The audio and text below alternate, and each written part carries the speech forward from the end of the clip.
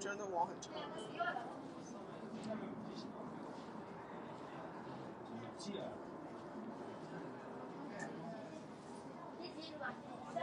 有，这个是可以。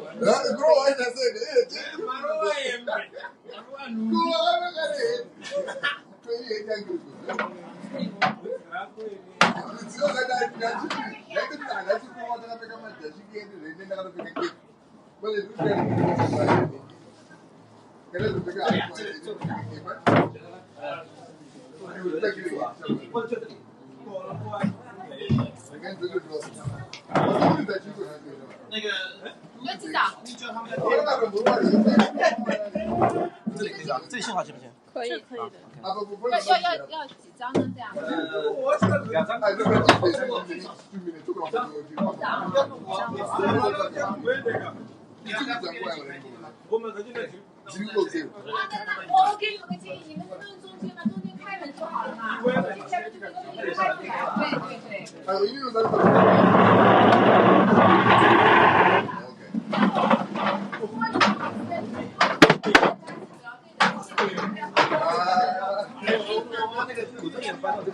然后我们就开始刘老师，所以我们已经很郑重的搬了。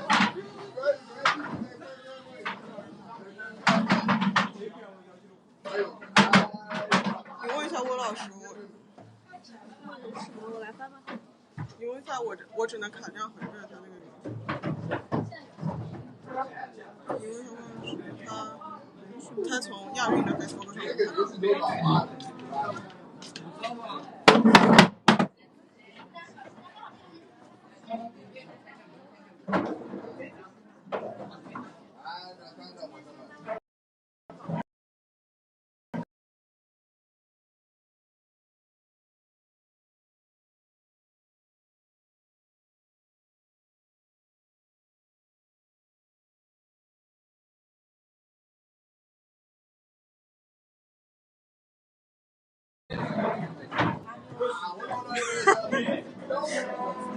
吃好了我多年的经验。你们充电宝有没有电？借过来。挂。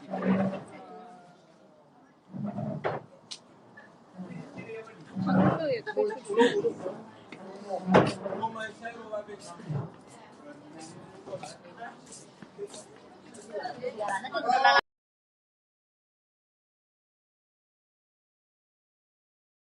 它写文字是吗？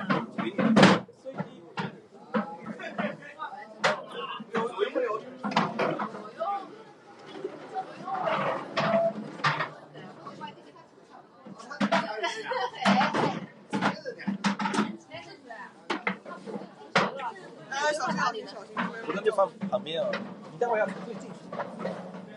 你要不再挪过来点？反正因为刚好是这是第一环节，然后你要那或者的话，补这个嘛还是下面你没有武器就可以。武器没有。它叫发碟子，2个碟子在小火在哪里？装木的碟子。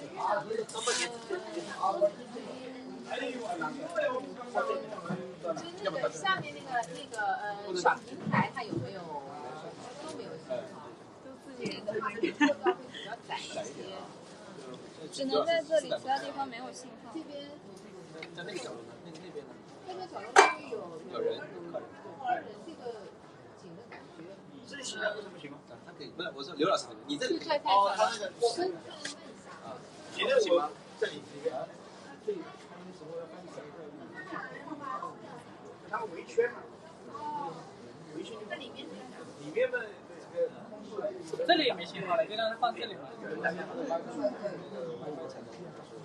哦，那你放这里够不够呢？要不就不从这里好像有因为这个建议是也不要从这只是取个景拍摄方便，然后你动线最好还是从那边，那这样的话就朝就是一个现在米莱他们站的地方，那这样的一个感觉是好一些。要么从那边出来，这样动线过去，从那边进去。从外面再对啊，再过来。那边它有一些非洲鼓啊这些，然后这边有客人，有客人。那也可以。经过而已啊。他那个，他古筝在这里不行吗？对啊，我就是古筝在。哭啊这样子，我觉得。如他如果是这样子的话就 OK。不是，他那个我都斜着放这个。对，我就说嘛，他们我放这个凳子拿掉。这个地方，早可以有我手机，我进去看给你直播。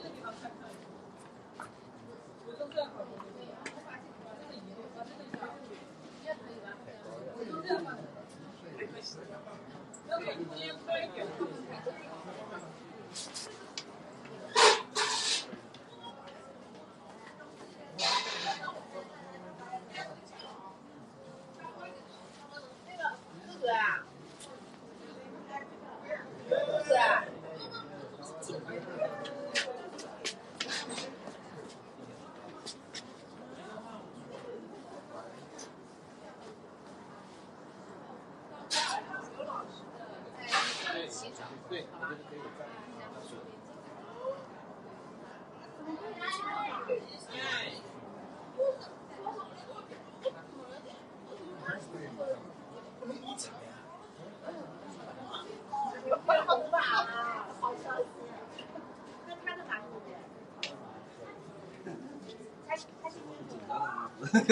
小活动都他们不是要连这种，然后一连不上就麻烦了。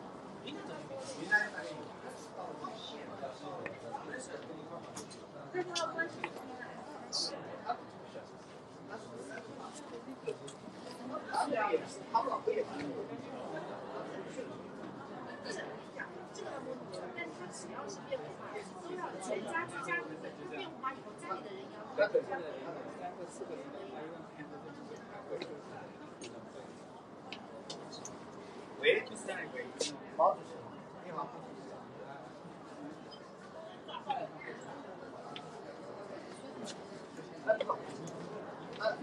我没赔款。这老虎有钱。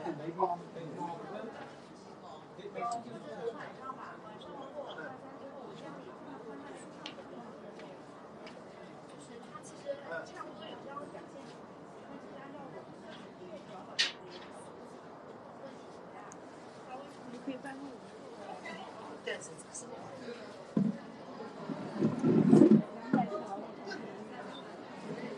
你要进去吧？可以。现场的他们带个书法。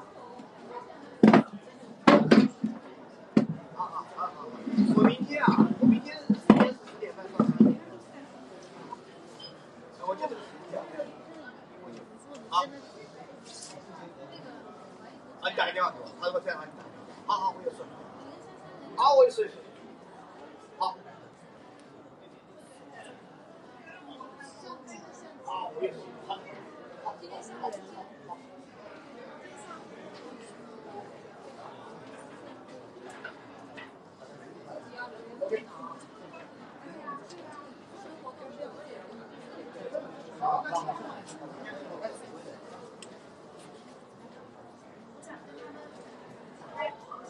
老子好说，现在还等。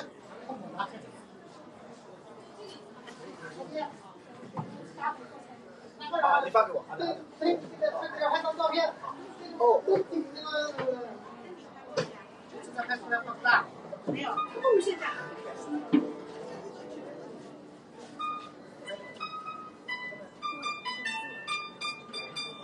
不是吧？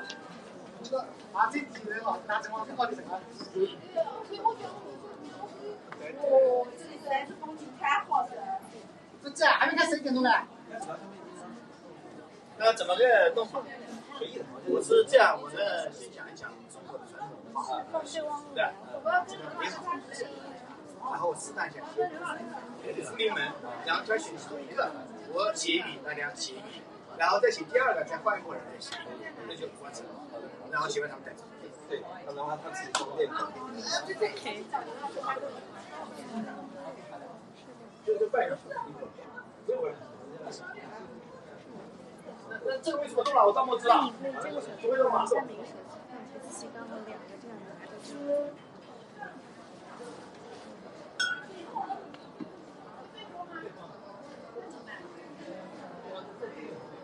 因为少，这个到就那个洗不好，那个洗。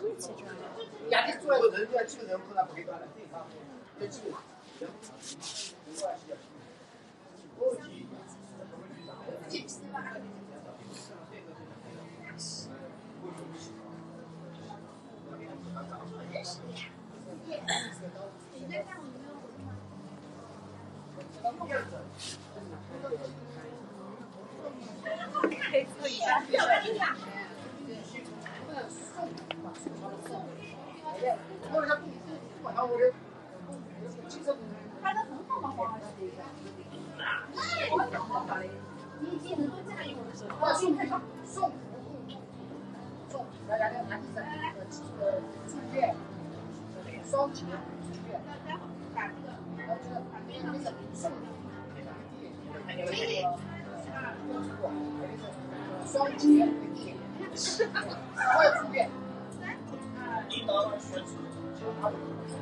赶紧不要露出来，矜持一点。矜持一点。矜持一点。哇，这个位置好好啊。很好。好，这个位置没放住我，没放住。今天多少？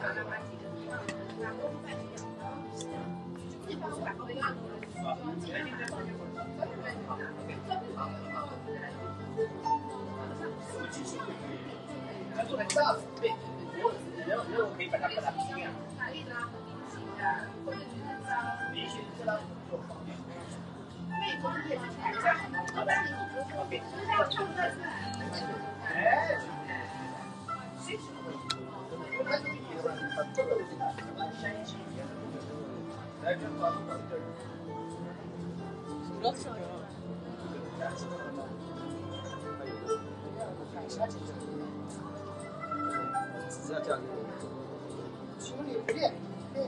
他告诉我他动线了，那我马上抬着再走。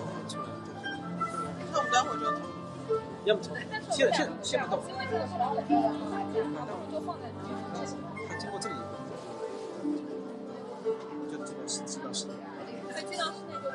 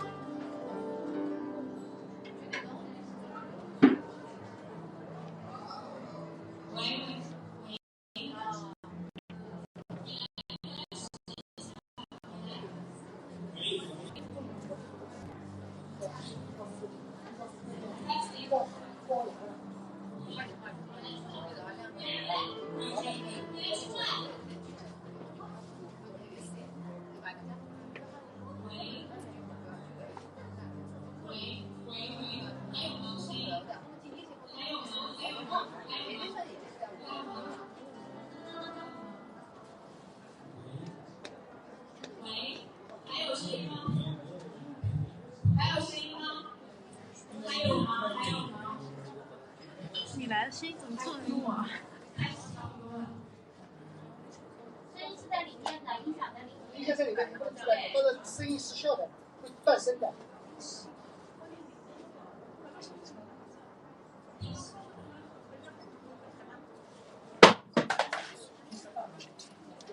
摄像。摄像。摄像老师在吗？那个视频的老师在不在？出来了。谢谢，不要急。请勿着急。不是你盯在这儿直播呢。我知道他是。可以吧？我帮你打个灯光。再往后。你们俩往后退一点点。那待会儿。对，可以。可以吗？可以。就你会很黑，会很黑，都很黑。背光了。先这样，你可以移吧。别移了，等一下全倒。最好别移。刚倒了一次。就这样。你看你们太厉害了。对。黑。还行。这蛮黑的。你没有办法，你这个地方一定是背光。除非就从那里。要不就是我拎一个过去。看一下。这里呢？但是这里就还好。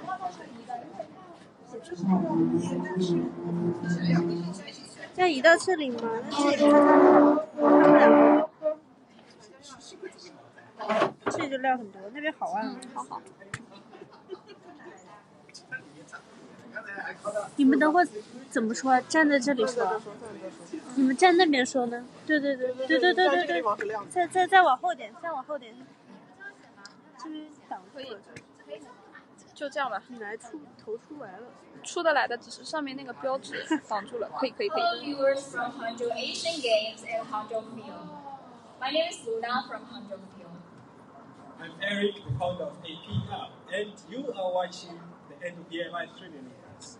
Welcome. Welcome everyone. So Eric, do you know the place where we're sitting at?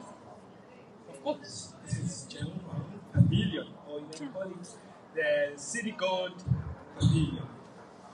Yes, Zhenghua Pavilion is one of the most high-profile architectures here in Hangzhou, and it's also an optimum spot for people, for you guys, like to stand here and get a bird-eye view over the city. So please, guys, don't go away. Please stay here. We're gonna stay back around like 3 or 4 o'clock to show you guys the view again.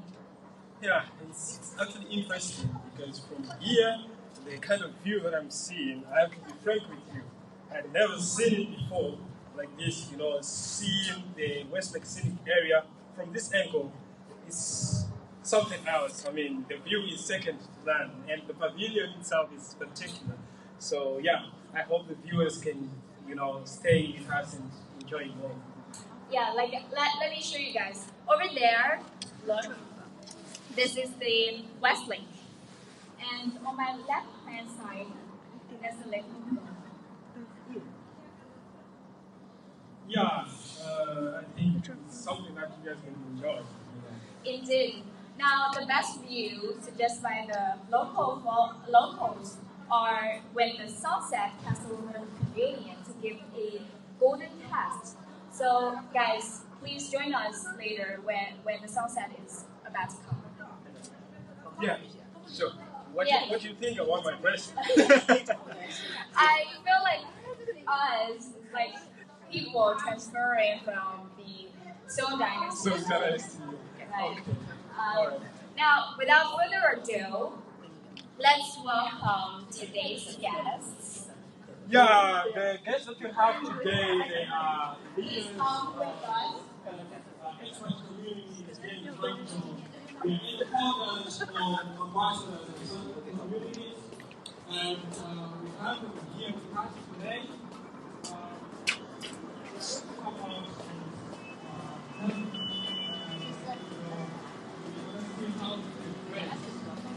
So, welcome guys to the Hangzhou Show, International Hangzhou Show.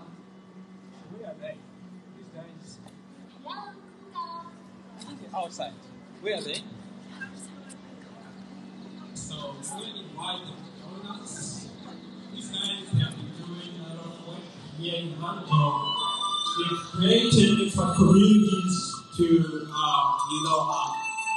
gather people around from different parts of the world so that they can feel the charm of Hangzhou, immerse into the local society. I mean, they deserve our appreciation. Thank you guys. You guys are looking so joyous today. Guys, please wait in line and let's have a fun show here. Yeah, wait in line. We want the rest of the world to feel how you guys are, dressed in this song style, dressing and Chinese community. It's so beautiful.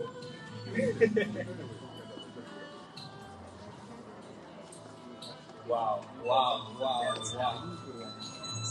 I mean, look at the colors. Where's Luna? I really like these races. And they are modeling.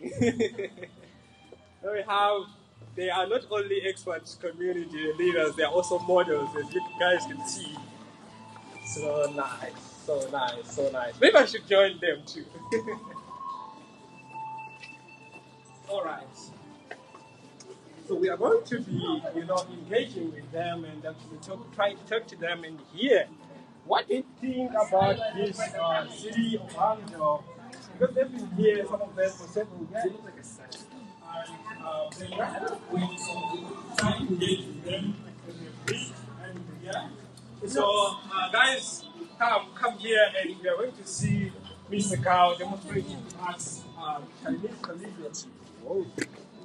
I don't know if you guys have tried it before, but Chinese calligraphy is something that is quite interesting.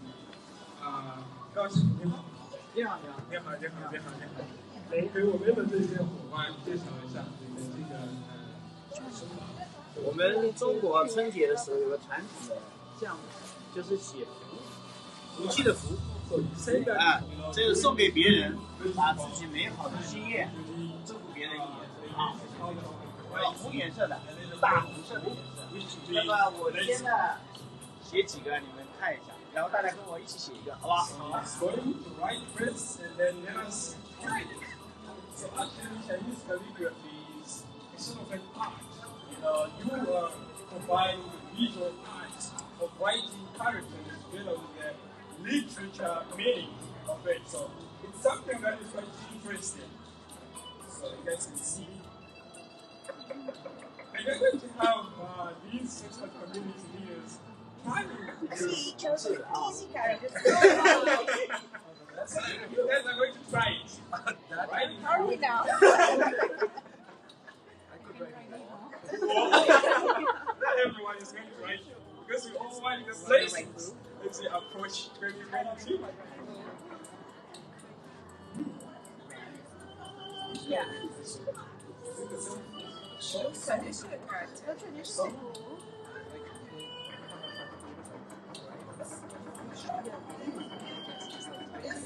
this, I think the art of Chinese calligraphy maybe differs from person to person because we all have different styles of writing.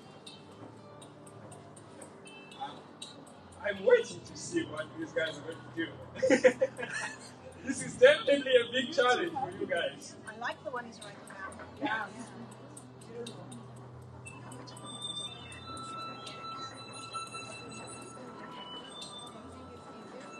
This is like traditional. 这也是个这是另外一种写法的。再写一个啊。All of those characters, they are actually fu, the letter fu, which means blessings. I mean, but this is the easiest one. Right? This is the one I the one that you can This is the one I it's a modern simplified. I think this is the one I What is it? The Modern word food. Simplified. Oh, I think I can try this. I'm pretty sure a lot of you are going to try to write this. Maybe one of you to try the traditional one. 这是又一种词，这个是中国书法里面的行书写的符啊，行书。这个是篆书，更早的时候篆书写的是篆书写的。这个是隶书，中国汉代时候的书法隶书啊。那么今天教大家，今天等会儿大家跟我一起写一个篆书的符，我写一下，写这个符啊。So Mr. Gao wants everyone who's here to actually try to write this kind of the one that is actually demonstrating right now.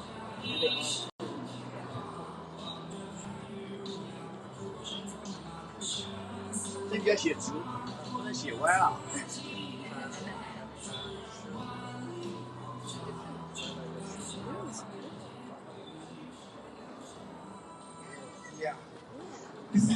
这个稍微岔开一点，像人站得比较稳，把它站稳。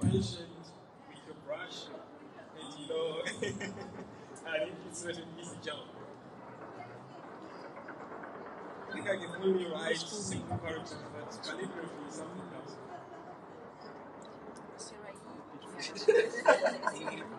But by the way, nowadays, we always type on all you steam in and you're good to go. But writing characters is another story. But actually it's interesting. "这个字什么意思啊？我大家讲一下。这个是一字旁，人要幸福有衣服穿，就是一口田，家里有一个田，有米种出来，可以吃饱肚子了，对吧？有东西吃，这就幸福了，幸福。来，大家写这个符号啊，好。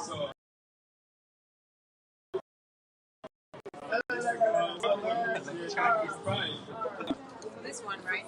6人，先来6人。So you guys are going to write the other one. And this other one is actually a bit easy to work with. 放中间，放中间，放中间。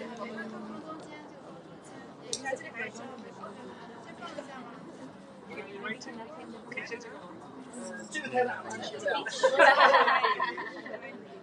好，我写笔记，大家写啊。这个，这是墨。他们这边找不到墨，给我们这边。放到这来。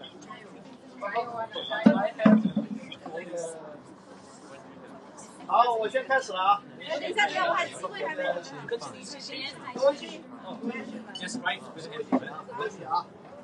这个先看好，写左边啊。也穿的这个样子。平衡，对，写的很好，别掉在上面啊。我也掉了。再写一个。2分。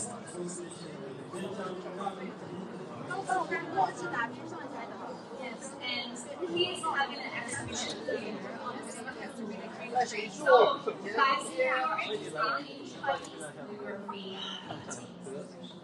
好。对，再写这里。下面宽一点，再写右边这个竖。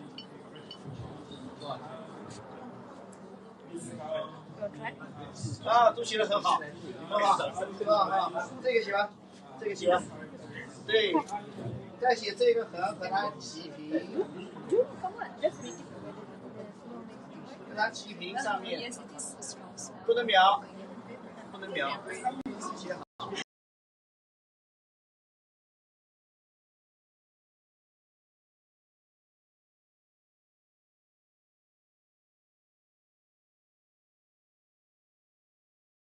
写好啊，不要描，哎，就必须写好啊。我来站点。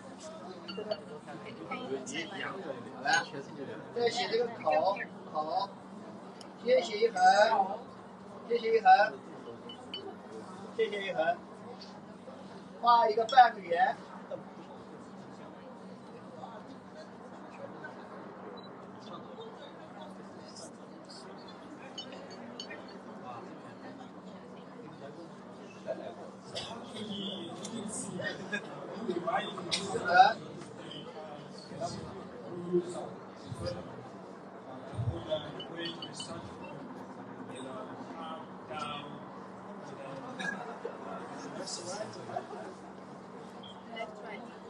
再一横，中间写这一横，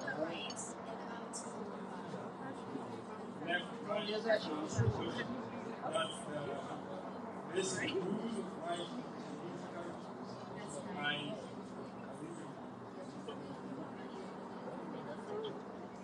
好了，写的非常好 ，very good。还有没有写的？有没有？还有没有？还有纸的？好，来，接下来写，还有一位没写啊？还有没有？有没有人在写了？有没有人在写了？有没有人在写？写一下。Yeah, I thought it was going to be so hard.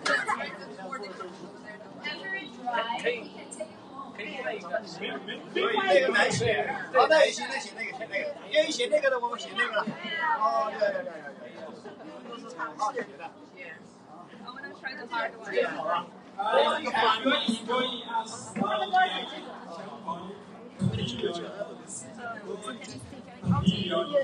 Where we are having the end of year live stream. 学过啊？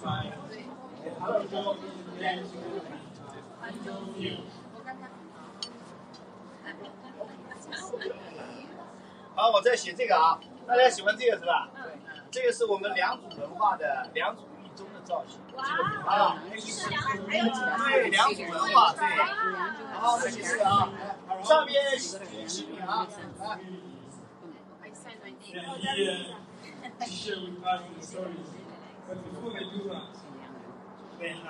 就像一个托盘，里面可以放东西啊，放东西。再写第二个。好，这边画花了，1个、2个、3个、4个，画出来。往下去，再往下。OK， 这边也来把它对称啊，对称。1、2、3，它正好是对称的，下面对称的画开了啊。好，这里上面这个房屋的顶要有个屋子，有个屋顶。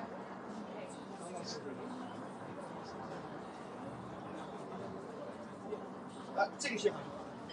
这个写好好。然后下面这个。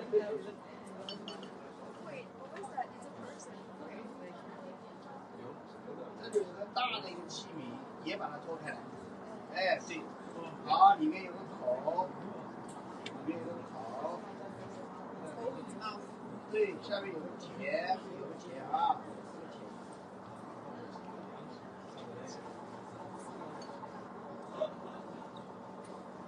4个点，田里面有很多好吃的东西，铁板啊。streaming live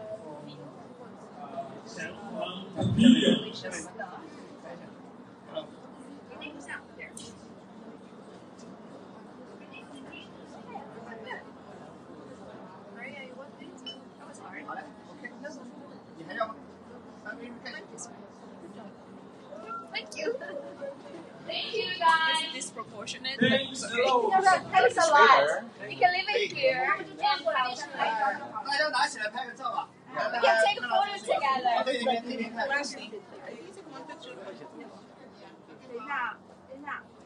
他们还没准备写好。So they are done writing. 好了，我看那边，看那边，看那边，看那边，大家看前面。拍个照。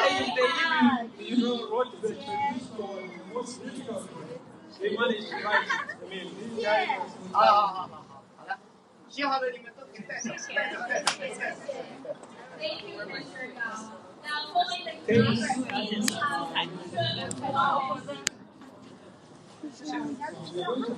everybody. 刚才可以拿。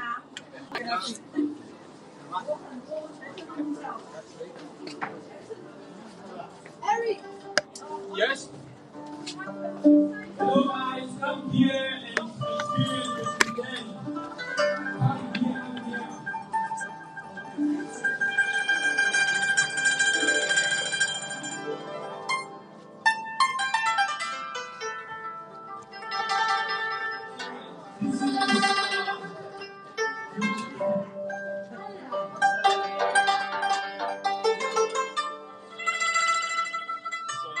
Being played here is Hangzhou, one of the Chinese traditional string instruments.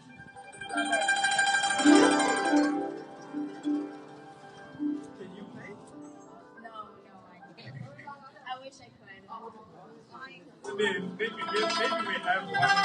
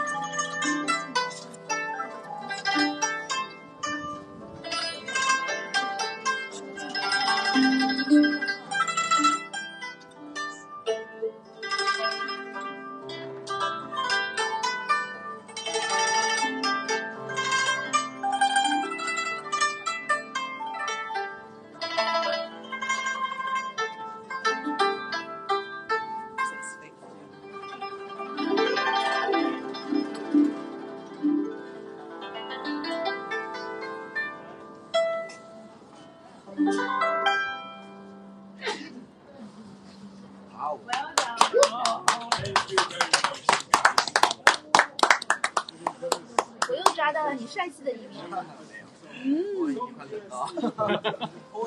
我发给你晚点。Song dynasty played a very important role in Chinese calligraphy. As far as I know, the Emperor Huitong invented very sophisticated, elegant calligraphy style called slender gold, right? Yes. Do you know what else is famous for? Not really. The answer is tea. He actually wrote a book about tea and provided the most detailed, vivid, and meaningful techniques on how to whip the tea. Now, yeah, I think I've heard a lot about the tea in China, but then Song Dynasty tea preparation is quite special, and it's sort of an art. You know, it's different from the modern style of making tea because it's sort of an art, so it's very, very, very special. Yes, of course. Now we're honored today to invite a master of Song tea making. So let's come. So from Hangzhou, you experience Song style tea preparation.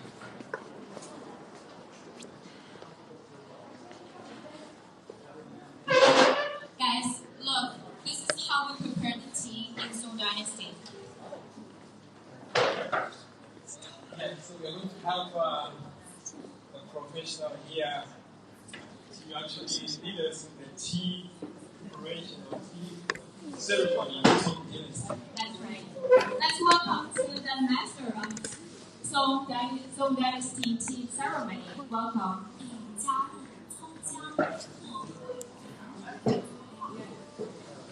到了宋代，中国的茶道是茶文化的发源地。我们中国的历史跟宋代有相似。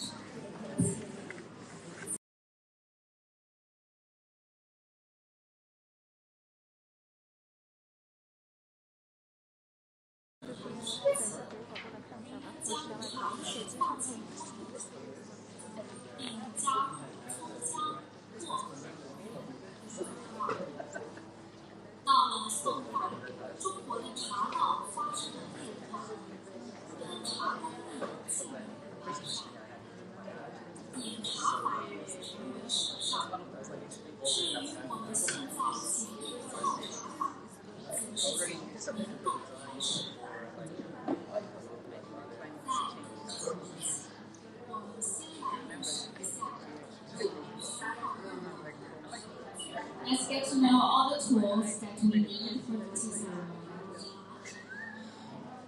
用盛放茶汤，为什么选择黑色的茶盏？因为现在的茶汤是黑色的，因为黑色的茶盏可以起到映衬的作用。With the hand food. The cute hand food guy.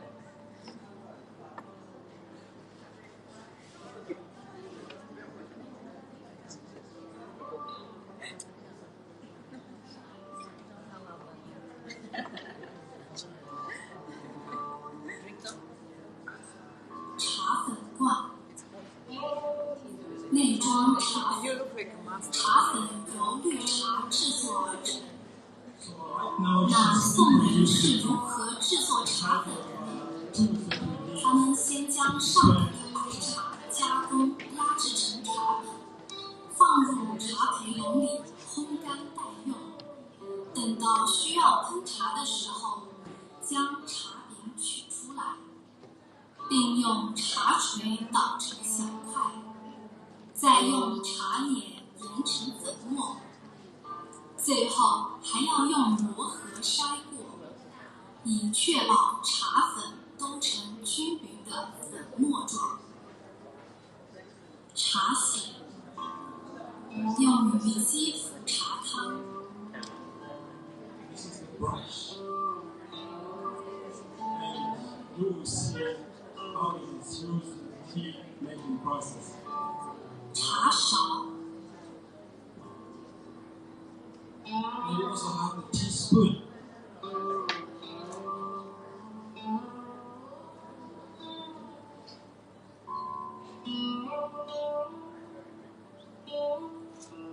宋人点茶对用水也是非常讲究的，他们认为烹茶的水以山泉为上佳，井水为可用。我们今天选用的是煮沸的纯净水。首先用沸水烫洗一下茶盏和茶洗，请要再次清洁的作用，也可以提高茶盏的温度。Special kind of water. So first, we will use this water to clean the brush.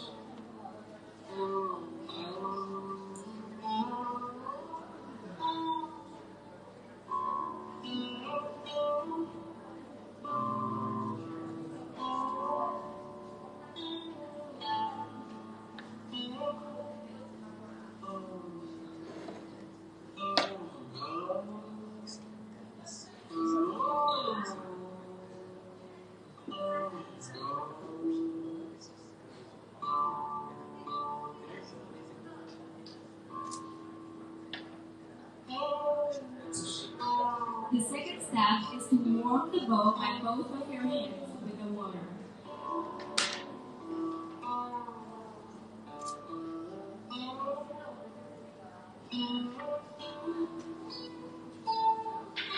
投入茶粉，用茶勺舀2至3勺放入。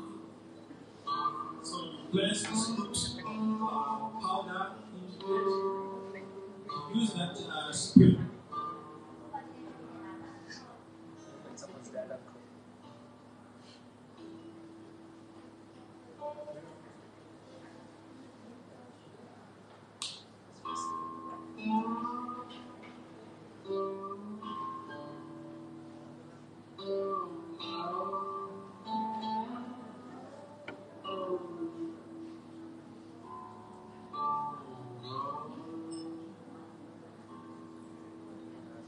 注入少量沸水，将其调匀。Pour hot water from the euro into the bowl and mix.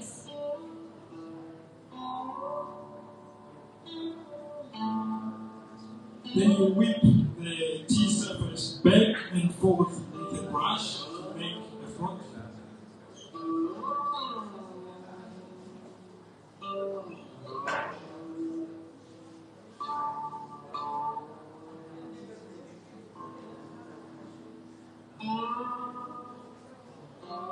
再次注水，沸水的量大约在茶盏的1/3处。Pour more hot water into the bowl and then mix again.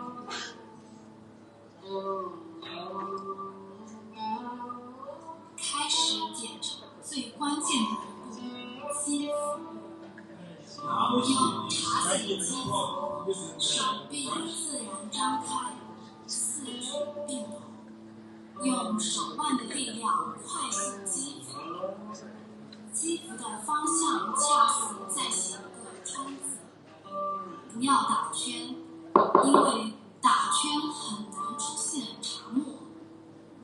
基辅的时候，茶筅不要碰到茶盏的底部，以防止茶显折断。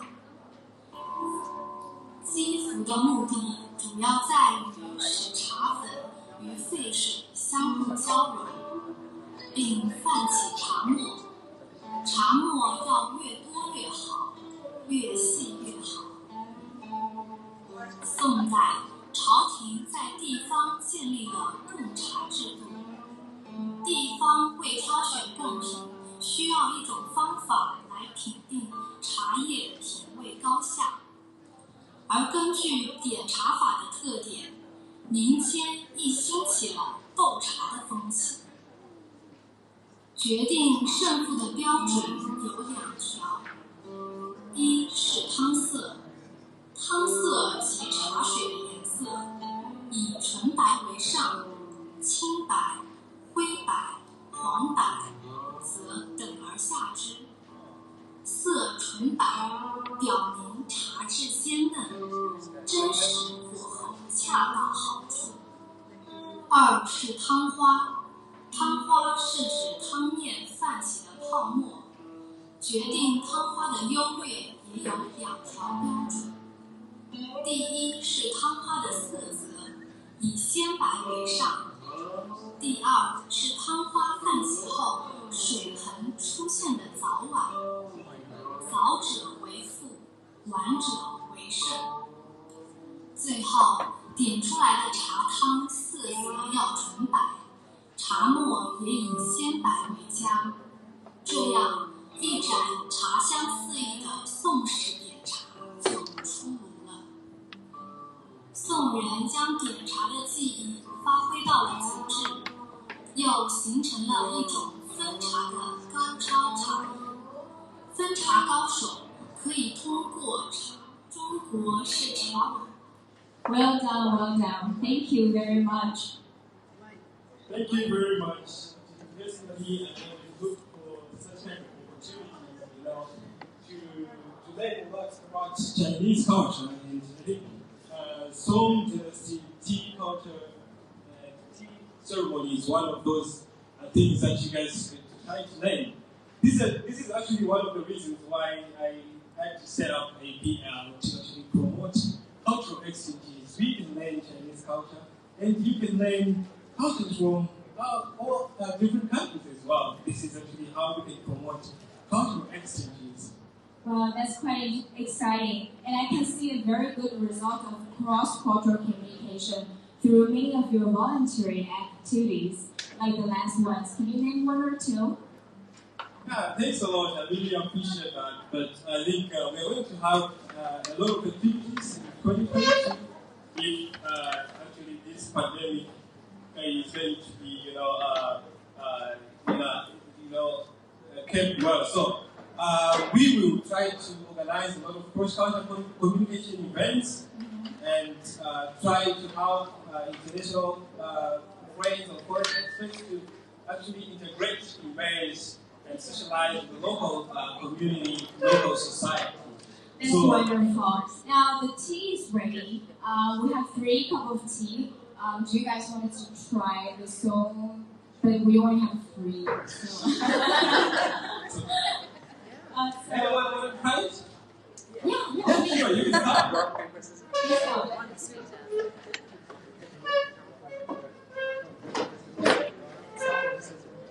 Already finished.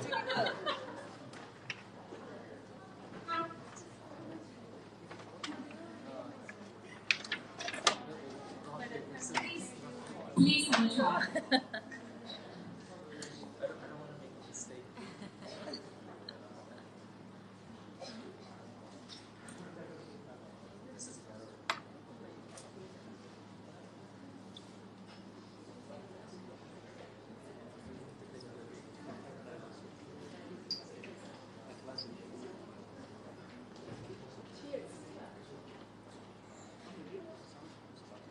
How does it feel? How does it feel? After the live stream, we're gonna try again because we don't have time limited here. So we're gonna try the tea ceremony again. If you guys are interested, please stay here and try the tea ceremony later. Okay? Thank you. Thank you, guys. Just now had quite interesting mention of some tea ceremony. Yes.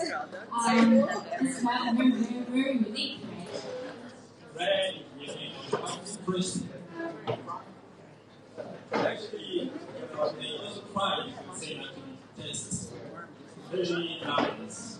Very nice. Now, besides the three community founders or ambassadors, we actually here we invited more than 10 community founders or ambassadors that came to join us today. Welcome them.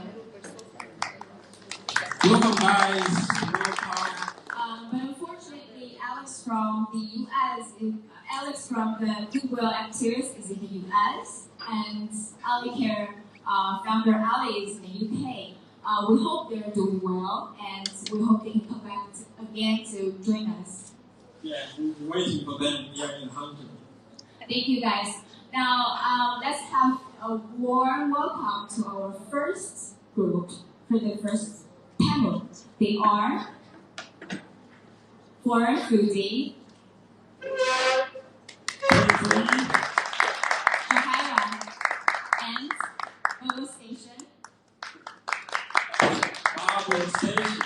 And Venus of Hangzhou. Welcome, guys. That is our first group. Welcome, guys.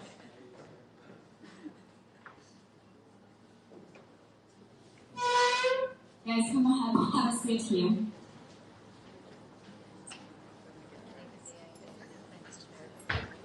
All right. Now, first of all, happy birthday, Shahira. Oh, happy birthday! Happy belated birthday. Her birthday was like 2 days ago. Yes, guys, happy belated birthday to her. Happy birthday. Now, you had a really nice birthday party at elementary grade day that day. How did it feel? Thank you so much, you guys. It was great. Atari Grande is one of the newest restaurants here in Hangzhou, located in the Kerry Center. And it's a fantastic combination of Italian food. It comes from Shanghai. They have so many restaurants, so we are delighted to have them here in Hangzhou and setting up shop. So something new, something different. Something new, something different. Thank you. I'm always amazed at how can you find all those nice places to dine out and recommend people. Now, my question here with you is, why did you feel the need to create such a foreign foodie community? Well, Foreign Food is actually a collaboration with the CC platform, and it doesn't belong to me. But we did an extension of it as a group for ads, because I feel the need that restaurants and hotels and those people who have local businesses should have a space to share for free to the community. So we focused really on the owners sharing their menus, their specials, and their dinners. So also, I love finding cultural different places. So many different local Chinese restaurants that as foreigners we don't see. So I kind of dedicate myself to focus on DMP and find those places and actually translate and actually share. So because local food here is amazing and everybody needs to know. Thanks a lot. Thank you so much. And actually, I want to take you guys back. I'm so sorry for this, but you might have to introduce yourselves first so that our viewers and followers know sorry, who guys. It's okay, it's okay. So, Yes. yeah. So, I'm sorry about that. We just introduced Shahira from Foreign Foodie, but let's take turns to have everybody introduce themselves and what communities they are. But anyway, we put the background here, so if you guys don't know their communities, you can have a look there. Thank you. Thank you, and happy birthday, Shahira. Thank you for having me. I am Hasna from the Bubble Station. And at the Bubble Station, I basically push people to create. And I'm sorry about that, everyone who's watching this. But I also, we love art and creating, and we provide a space for the audience and people to create more. We work with galleries and also coffee shops and restaurants as well, and provide materials for everyone to just explore different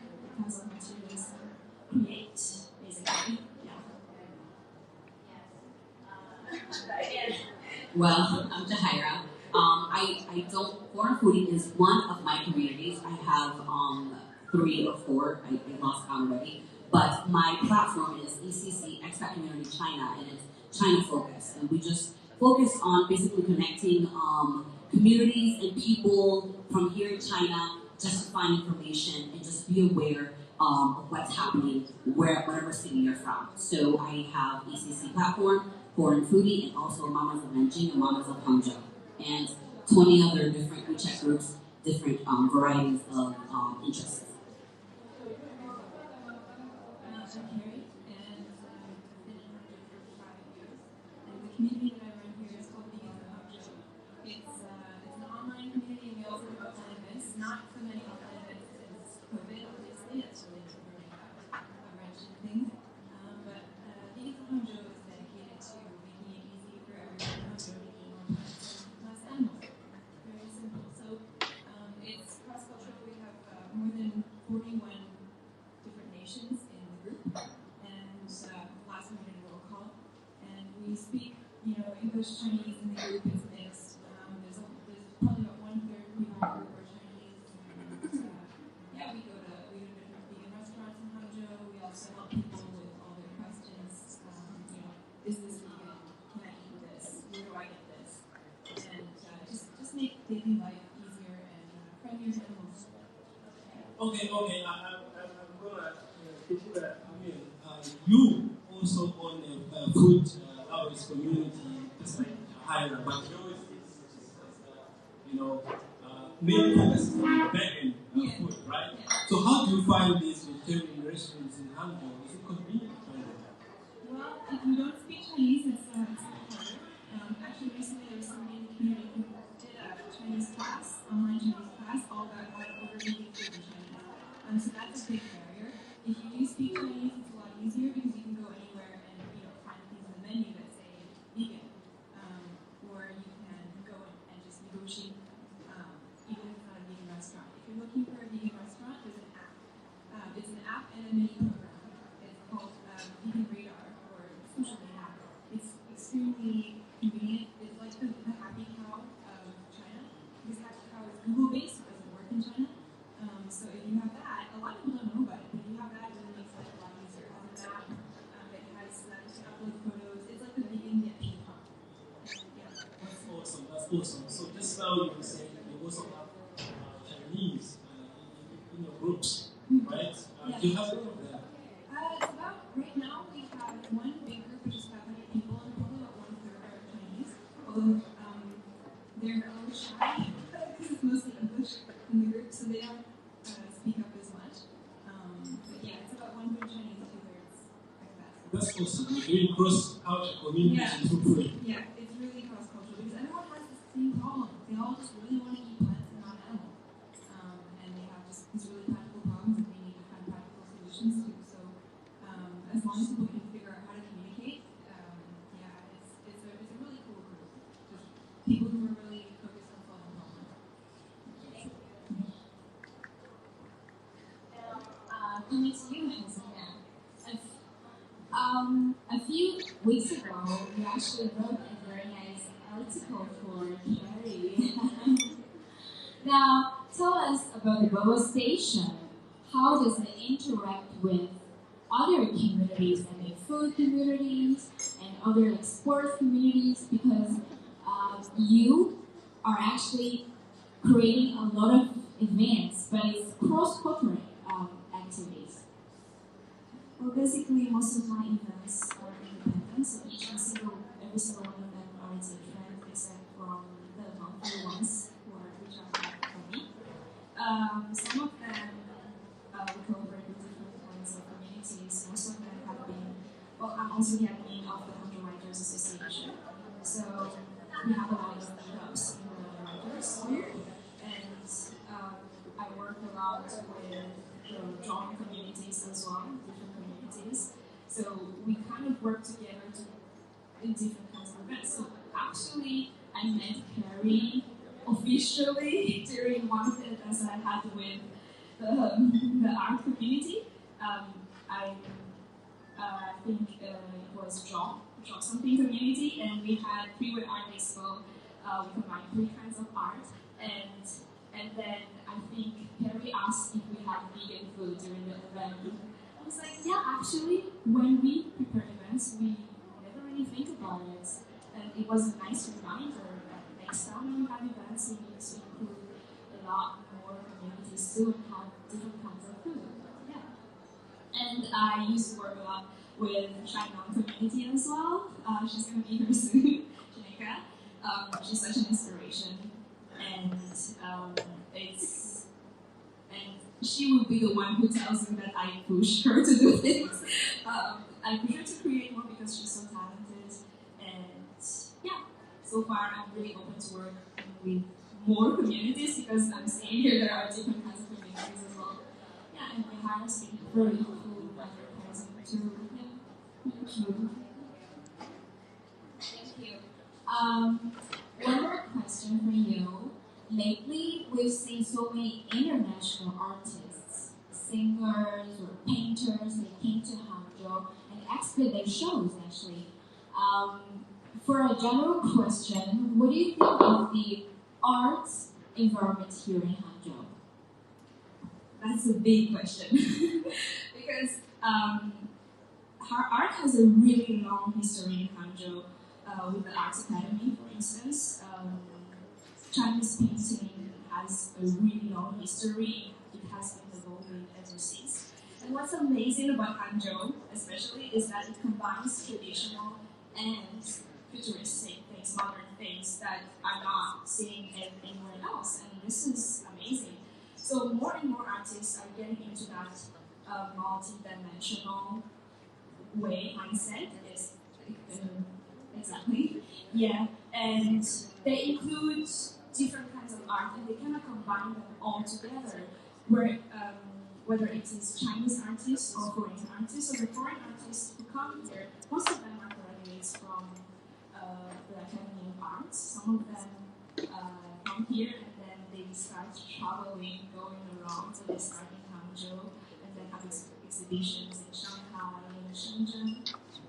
And most of them include visuals, also like listening to it, and music, and also shows. So there are different kinds of arts all combined together, and of course using technology beyond design. Yeah, this is awesome. I love art. Okay, thanks to the community. I mean, now that foreigners can easily find, artists yet, the platforms. So tell me, how do foreigners like local food, Chinese food? I think always in the beginning, finding Chinese food is kind of scary as foreigners because obviously we don't read. So it's always nice to bring a friend. And when you bring a friend, I think more foreigners are open to local food. Local food is amazing. We had a great experience doing pork with Hangzhou feel, and that's actually a local Chinese dish here that was really, really tasty. And that definitely encouraged people to step out of their comfort zone and find a Chinese friend and visit a local restaurant. Carrie does an amazing job with her vegan community. I'm not vegan, but I always appreciate going and exploring different places, and it tastes delicious actually. So it's a win-win for everybody. So local Chinese food is amazing. Definitely recommend people to try it out. Yeah, I'm coming back to you, Carrie. She was just talking about you right now. What do you think are the reasons why a lot of young people are becoming more vegan nowadays? I think it depends on the community. I know that statistically, the number one reason is for their own health. If you look at the statistics on people who are transitioning to vegan, the number one reason that they give is because it's better for their health. But I also think a lot of people are really concerned about the environment, just because of the enormous use of resources to produce meat. The less meat you eat, the less resources you're using, and that's better for the environment. There's 7 billion people on Earth right now, and we just don't have enough land and resources to feed all these people meat every day. So I think that's a big motivator for a lot of people. They just feel like, maybe time to try something else. Maybe I could switch to oil. Maybe I could switch to plant-based meat. Or maybe I could just, not eat meat a couple times a week. It's not that hard, especially because I think we're seeing it's way more in the public eye now. There's all these celebrities who are eating vegan now. It doesn't seem impossible. It's not just something that only really extreme hardcore people do anymore. It's like a normal thing. So I think that's another reason why people are more willing to try it. And I think people also, there's a bit of cognitive dissonance. Like people like animals, and they kind of feel bad about eating them. So I think there's those three main reasons. It's good for you, it's good for the animals, and the environment. Thank you guys. Thank you all for coming and putting all the work together, food, art, vegans. Now, I think many of you would agree with me that the diversity of food and art in Hangzhou also shows us the level of openness and internationalism of the city, right? Thank you, everybody. Thank you. Thank you, guys. Now, followed by the first panel, we have a... we're going to have a performance. Yes, we are going to have cultural exchange, right? So we asked one of our friends here to actually perform a Chinese poetry for us today. Welcome. So, welcome. Magdalene. Yeah, he's going to give us a bit of, Chinese poetry. Wow, thank you. Okay, you guys, both of you. Oh, so it's a cooperation. Okay, so I hold the mic for him and then he's going to recite Chinese poetry for us. So let's hear what he has. 江南好，风景旧曾谙。日出江花红胜火，春来江水绿如蓝。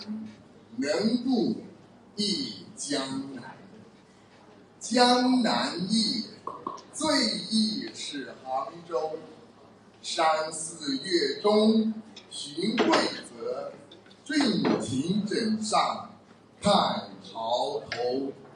何日更重游？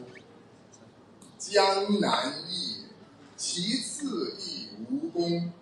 无酒一杯君竹叶，无瓦双舞醉芙蓉。早晚复相逢。好，谢谢大家。Thanks a lot. I mean, we have a lot of talented people here. Thanks a lot, Mandarin. Thanks a lot. Did you guys get that? Can you do it? Jiangnan. Oh, this is awesome. And by the way, the name of this poem actually means memories of Hangzhou. And it is actually the name of the Asian Games mascots. That's their name, Memories of Hangzhou.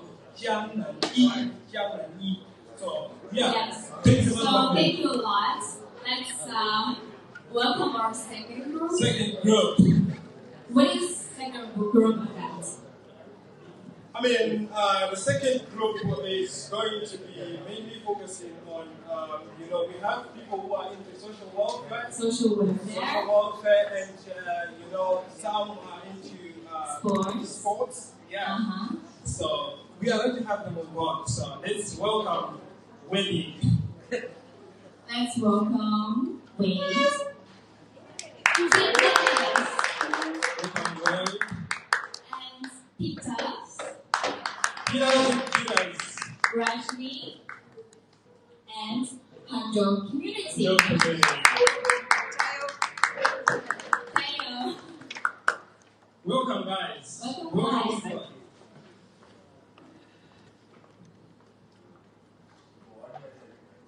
So yeah, from food to sports, from food to different issues. So thank you guys for coming. So the first thing that I would like to request from you is actually to introduce yourselves. Tell us who you are. What do you guys do? What are your communities? And we can start from there. Yeah, hi, I'm Rajni. I'm an Indian living in Hangzhou for the past 20 years. I'm a co-founder of Indian restaurant in Hangzhou, So what does pitas and tikas do? What is pitas and tikas? What do you guys do? Pitas is Indian restaurant. Indian restaurant. Indian restaurant here in Hangzhou. Yeah. Oh, thanks a lot. Thank you. 20 years. Oh my god. Long time. Well, I've been here for just a bit over 8 years. I feel like it's nothing compared to you. My name is Juliana. I came to Hangzhou as a student. I did my master's at Zhejiang University. And then I opened my own company 4 years ago.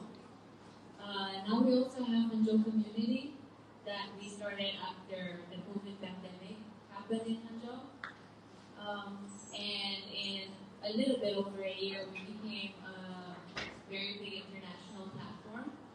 Just a small note I have, it's not social welfare, it's social innovation. I think it's a little bit different. Like, yeah, we do try to do and support charity, but we also do social events. We help local business owners reach a larger audience. And now recently, also my company is starting to operate hand in hand with the community to offer better support to, well, everyone in Hangzhou. Foreigners and also international locals who now have either been educated abroad or have higher standards in terms of lifestyle. This is awesome. Let's hear from you, Wei. Everybody in Hangzhou knows me as Yogi. I'm like a mixed blood. I got North American as well as Middle Eastern genes. Middle Eastern more, I guess. I've been in Hangzhou for a little over 3 to 4 years. I temporarily am in the research facility in Hangzhou's hospital as a pediatrician. I'm working on how to control ADHD and come up with better diagnosis for ADHD kids. I founded Titans a little over 2 years ago.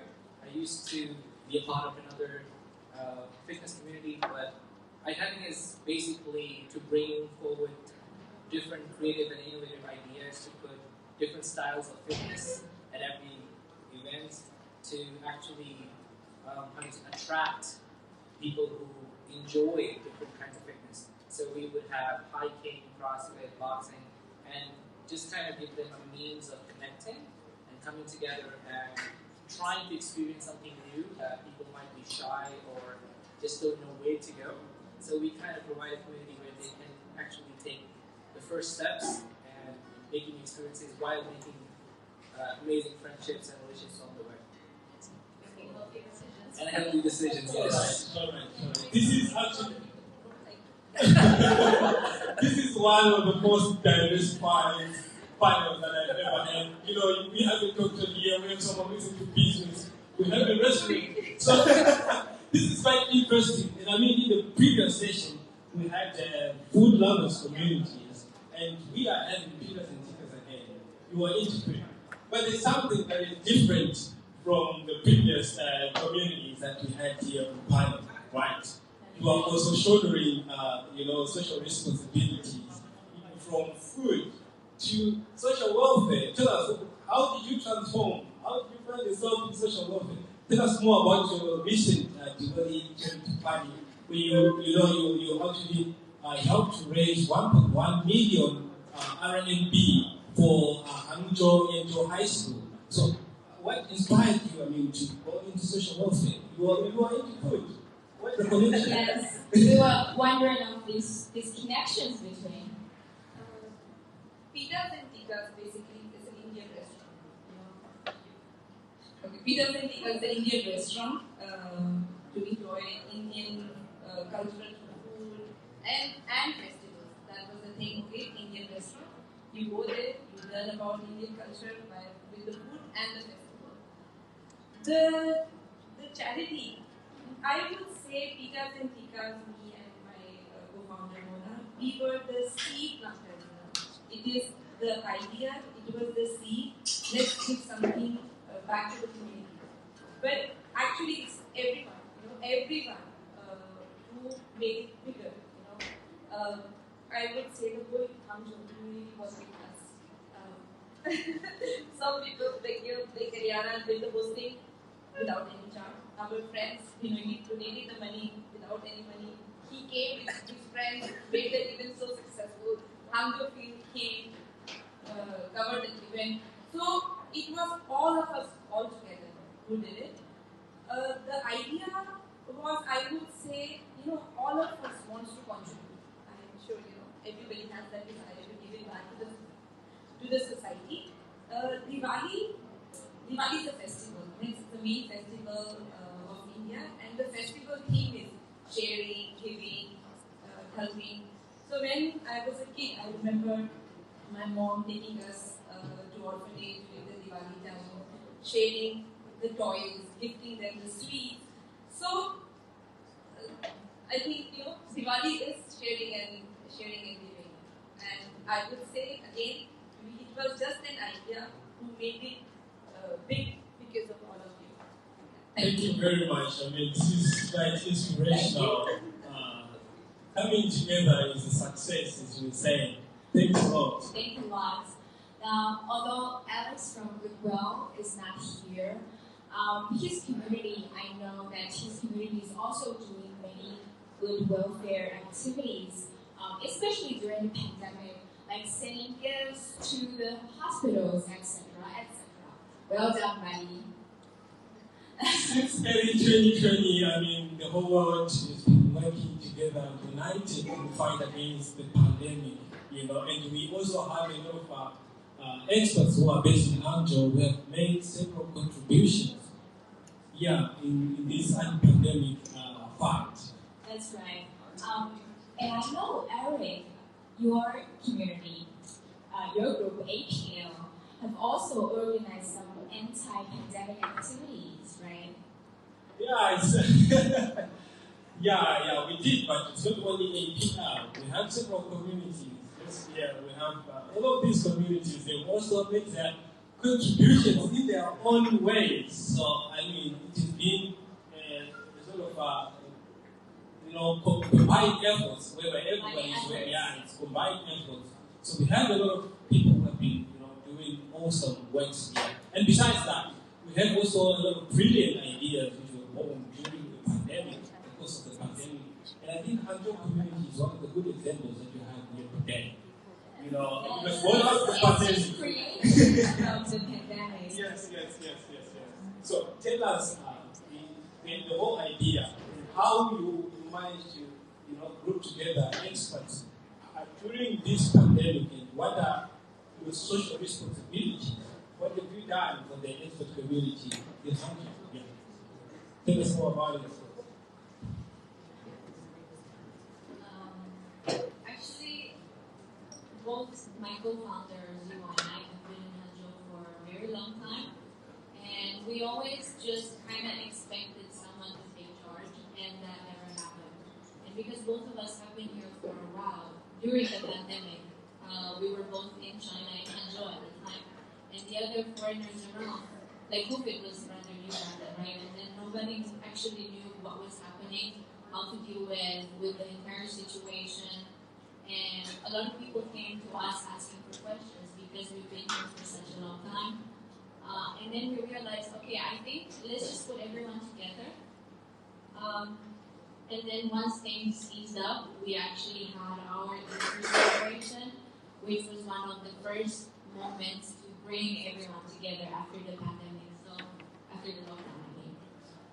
And then just organically, the community ended up growing so big and so fast. By the time summer came, we already had more than 2 WeChat groups, and we were doing a lot of events. Like in 1 year, we had more than 40 events. And then we keep having a lot of people reaching out all the time, and also now with the recent outbreak that just happened in December, we were extremely disappointed because all of our December events were cancelled, including the Christmas market and everything. But then we realized that people are still reaching out for help, and then offering reliable sources of information, and then also having government authorities personally call us to inform us, like, okay, and I think now is the time to slow down and let everyone know that, like, these are the places where they can get tested, this is all the information you need. I feel like this really matters, especially in a time and age where fake news is everywhere. you don't really know how to access reliable sources of information. So I was hoping with that, at least for some people, I think it has made a difference. Thank you. Now, many people always say that sports unite nations. As you know, the Olympic model emphasizes the spirit of togetherness. Now, with your community, actually your fitness group, not only making sports fun or entertaining, but also it promotes social connections. Well done. I actually have some questions for you because you've already introduced yourself. Now I've added some other questions for you. How long have you been doing this? So I've been doing this since I think the pandemic started. So it's been around 2.5 years yet. Because when we came out of lockdown, we found that a lot of people we knew were not here anymore. A lot of places were closed down.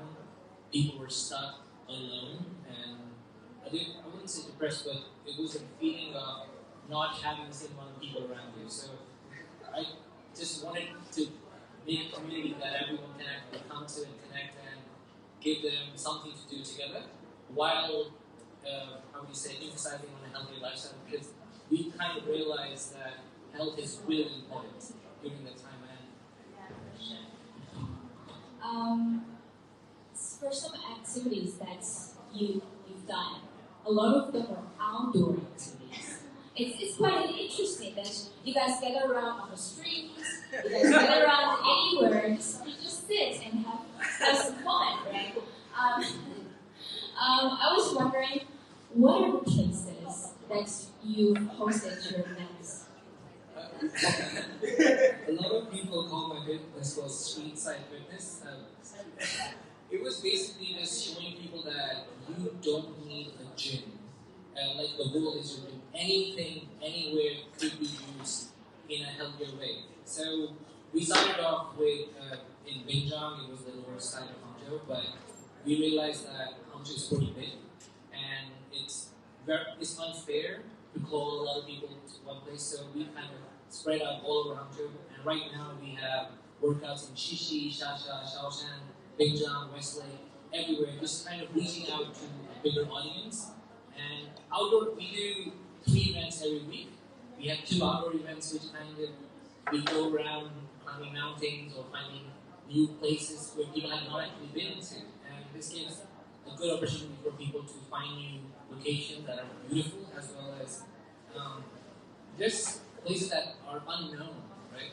And then we have this one indoor workout where we teach people how to use gym equipment. So even if they're not part of us, they can go somewhere and still feel comfortable enough and confident enough to use the equipment that they are. So basically, trying every different kind of schools all over Hangzhou. Thank you.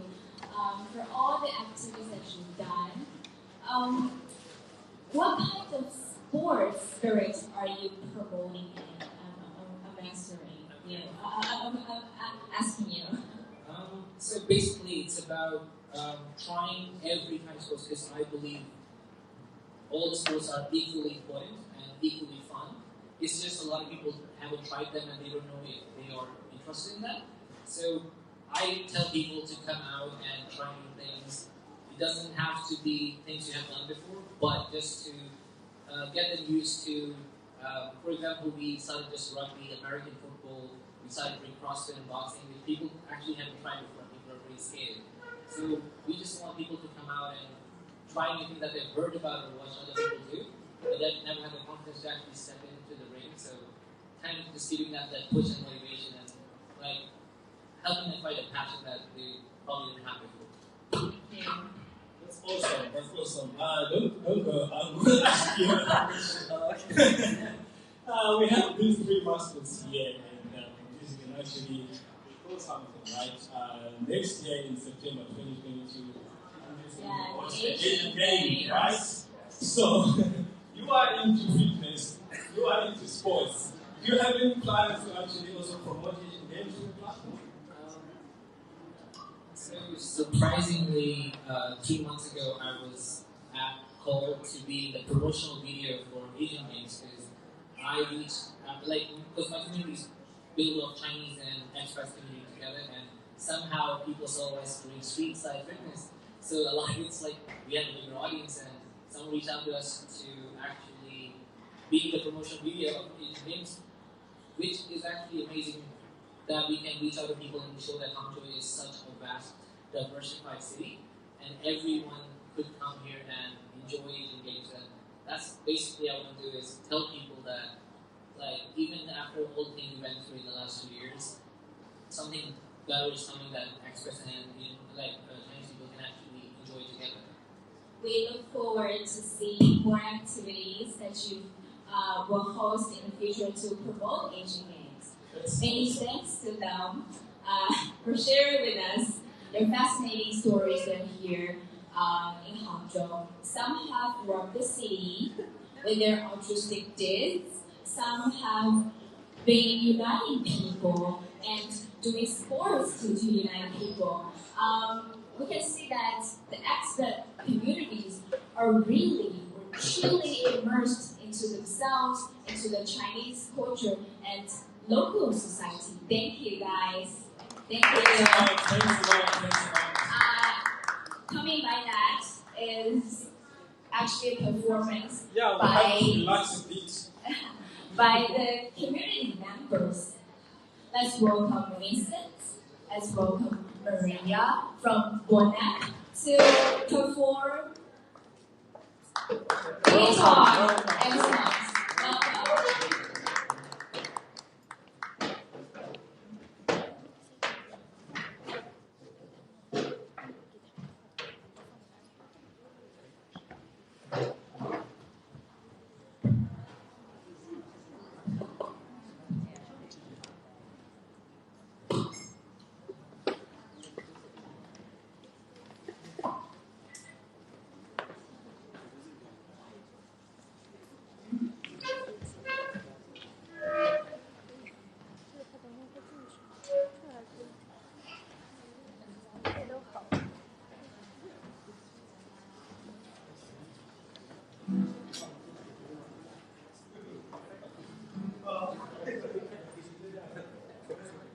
Good afternoon.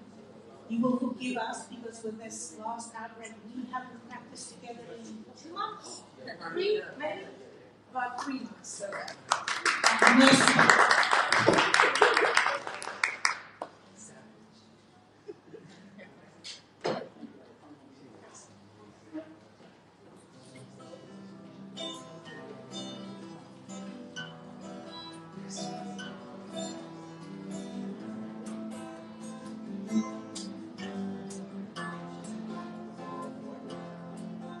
If you ever find yourself stuck in the middle of the sea,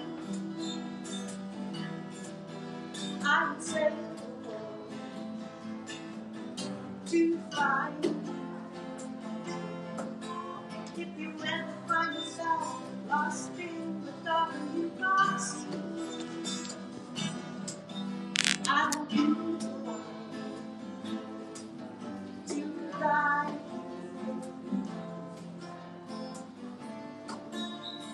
Find out what you're made of when we are one. Help our friends in need. You can count on me like 1, 2, 3. I'll be there, and I know that when I need it, I can count on you. Like one, 2, you will be there.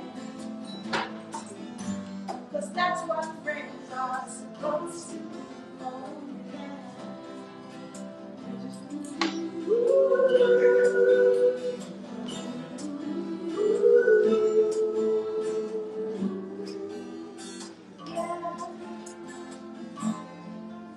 If you ever find yourself stuck in the middle of the sea,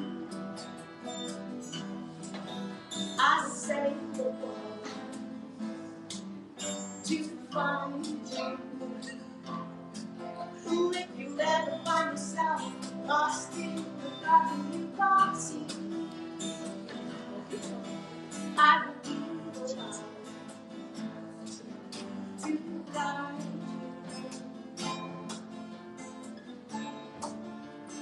find out what will later.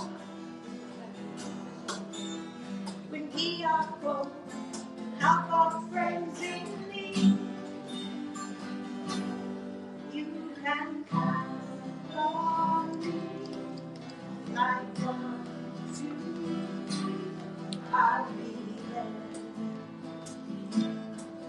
And I know that when I need you, I can count on you. Like 4, 3, 2, and you'll be there. 'Cause that's what friends are supposed to do. Oh yeah. 'Cause that's what friends are supposed to do. Oh yes.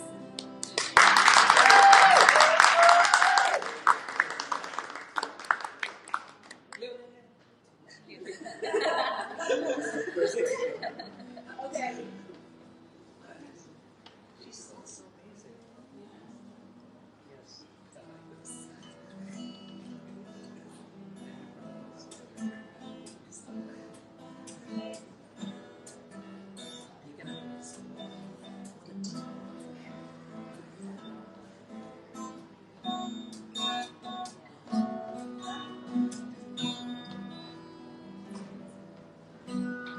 I was 5 and he was 6. We rode on horses made of sticks. He wore black and I wore white. He would always win the fight. Bang, bang. He shot me down. Bang, bang. I hit the ground. Bang, bang. That awful sound. Bang, bang. My baby shot me.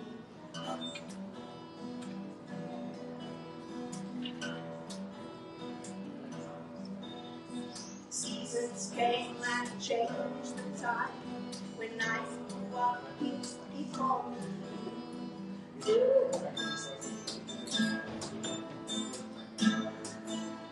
would love and say, bang, bang. He shut me down, bang, bang. You hit the ground, bang, bang. That awful sound, bang, bang. My baby shot. Music played and people sang. Just for me, the church bells rang. Now he's gone, I don't know why. Until this day, sometimes I cry. And they didn't say goodbye. Ooh, he didn't even try to lie. Bang, bang. He shut me down. Bang, bang. That awful sound. Bang, bang. I made the shot. Bang, bang. He shut me down. Bang, bang. That awful sound. Bang, bang. My baby shot me.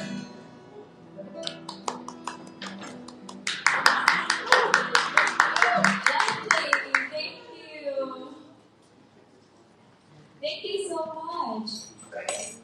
Thank you very much, guys. Thank you so much. So we are going to have the next group, the third group, but before that, we need to change the drink. Thank you. Now, let's have our warm welcome to our third group. The third group is it's kind of special. It's all focused on encouragement and women and girls. Now let's welcome. Girls time. Yeah, so we have entrepreneurs. Daniela. So it's now time for business and talent development. GGI, Anna, and Shine On Global Tribe. Shaneka, thank you for coming. Wow, lovely dress. Oh my God, so shiny. Yeah, Shaneka. girls. Okay. Before we do anything, you would better introduce yourselves, huh? Yes, introduce yourself. Let's start with Jia. Hi everyone, very nice to be here. I'm Daniela from Brazil and I have been living in China for the last 11 years. I first came to China in 2010 to study Chinese, and then I fell in love with the culture, with the place, and I started doing my own business here. In the last 3 years, I have started a community, Xia, which is a community where we inspire, connect, and encourage women, not only in China, now across the world. We are based in Canada, Brazil, and now in China, Shanghai and Hangzhou. Yeah. Hi everyone, my name is Anna. I come from a small country in Europe. It's beautiful. It's called Croatia. I came to China almost 3 years ago. I work for a German company over here, and I joined the GGI community already a year and a half ago. Well, GGI is a global community and local community. We have our communities in more than 200 cities worldwide. And we have 500,000 members, and we try to empower and encourage everyone member, and we try to offer safety, friendship, and just a platform to make everyone feel at home no matter where they are. Wow, beautiful. And my name is Shanika Nico, and I am from the beautiful, amazing, wonderful city in Chicago, the USA. And now I have been living in the beautiful Pyongyang, Hangzhou, since 2016. So this is my second home here. And I'm all about inspiration and light and connecting people from around the world, and also letting people know that they can be able to achieve their goals with ease. And so with that, that's how Shine On Global Tribe came about. And so Shine On Global Tribe, it does welcome women as well as everyone else, so men as well too. So it's not just a women's group. No, it's Shine On Global Tribe. So that means the entire community. Yes, everyone. So we're all about inspiring other positive leaders around the world to create a global effect, to be able to connect everyone together, to let people know that you can achieve your goals as well. And as you're doing that, also create a positive effect as well. Sharing positive quotes, also what you're doing up to, also different events that you're up to, as long as it's positive. Yes, that's awesome. Thank you. Now, we all know that Hangzhou boasts having one of the most wonderful and inspiring startup ecosystem here, with favorable incentives, with unicorns, with government support, etc.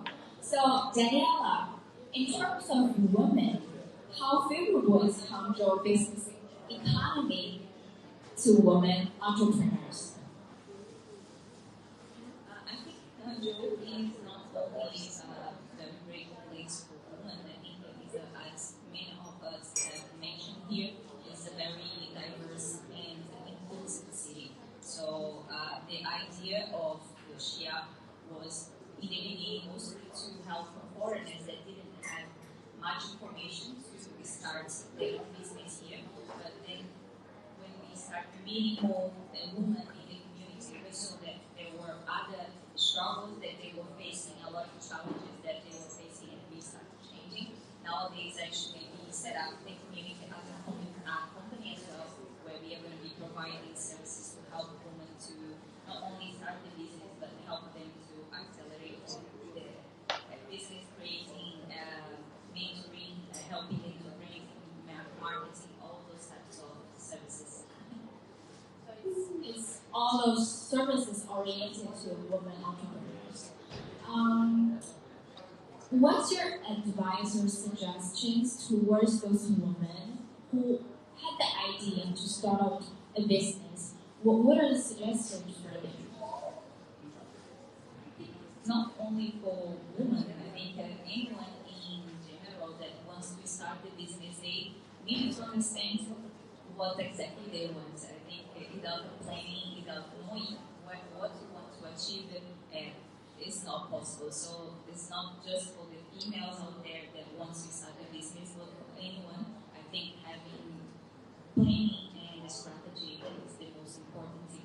Being around people that have like the mind like will inspire you and help you to feel more encouraged, because I think there are a lot of times that we found some challenge during the way, and when we find someone that have faced some challenges as well and will give you some positivity, that I think that is what the global tribe is trying to build. I think that's very important, that together I think our community is trying to also inspire women and say that sport is possible. Yes.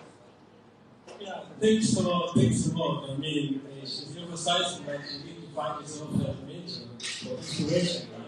And this is great. You're doing awesome work. Coming to you, Anna. Yeah, girl empowers girl, right? All right. Tell us, how is your community? I mean, I want to understand the age range, right? And what these girls that they're doing. What kind of jobs are they employed in?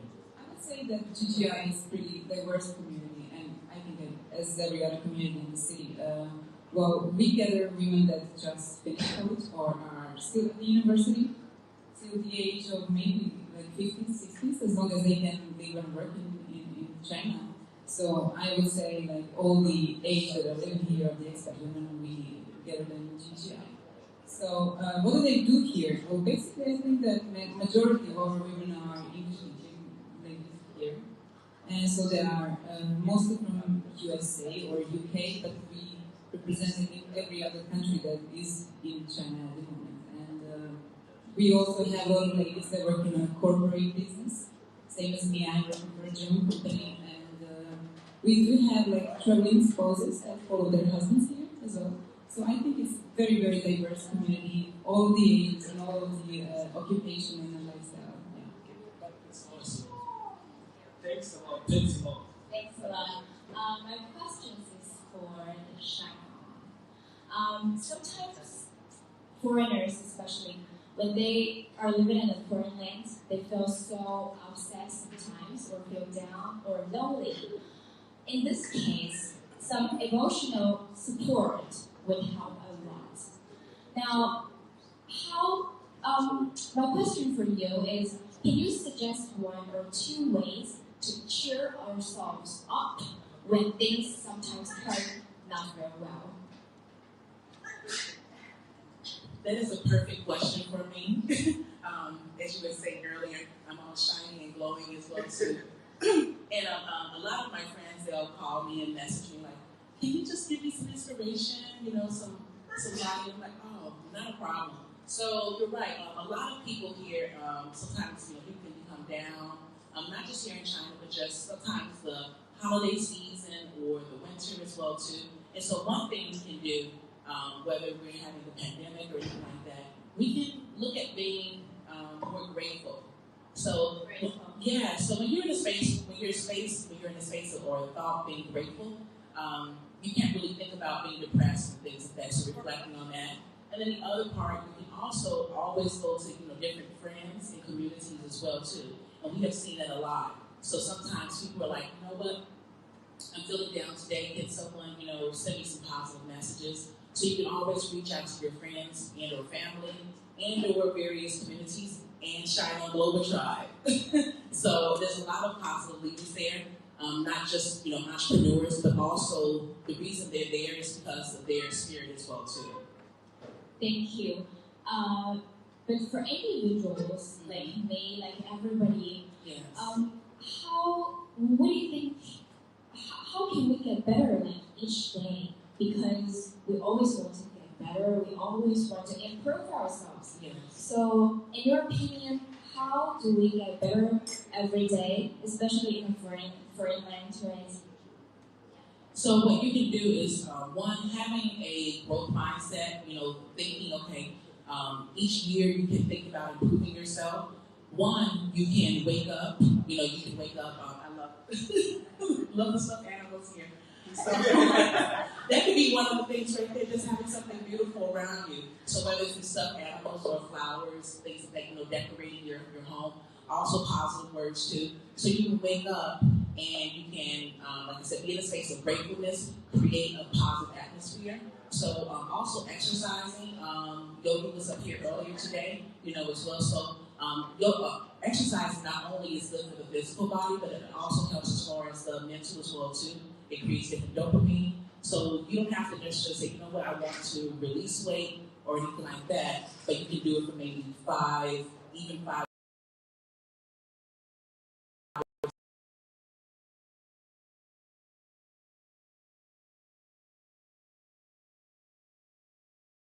to 5 minutes. And then you can look at the mirror as well and say, hey, you go girl or you go boy, like that as well too.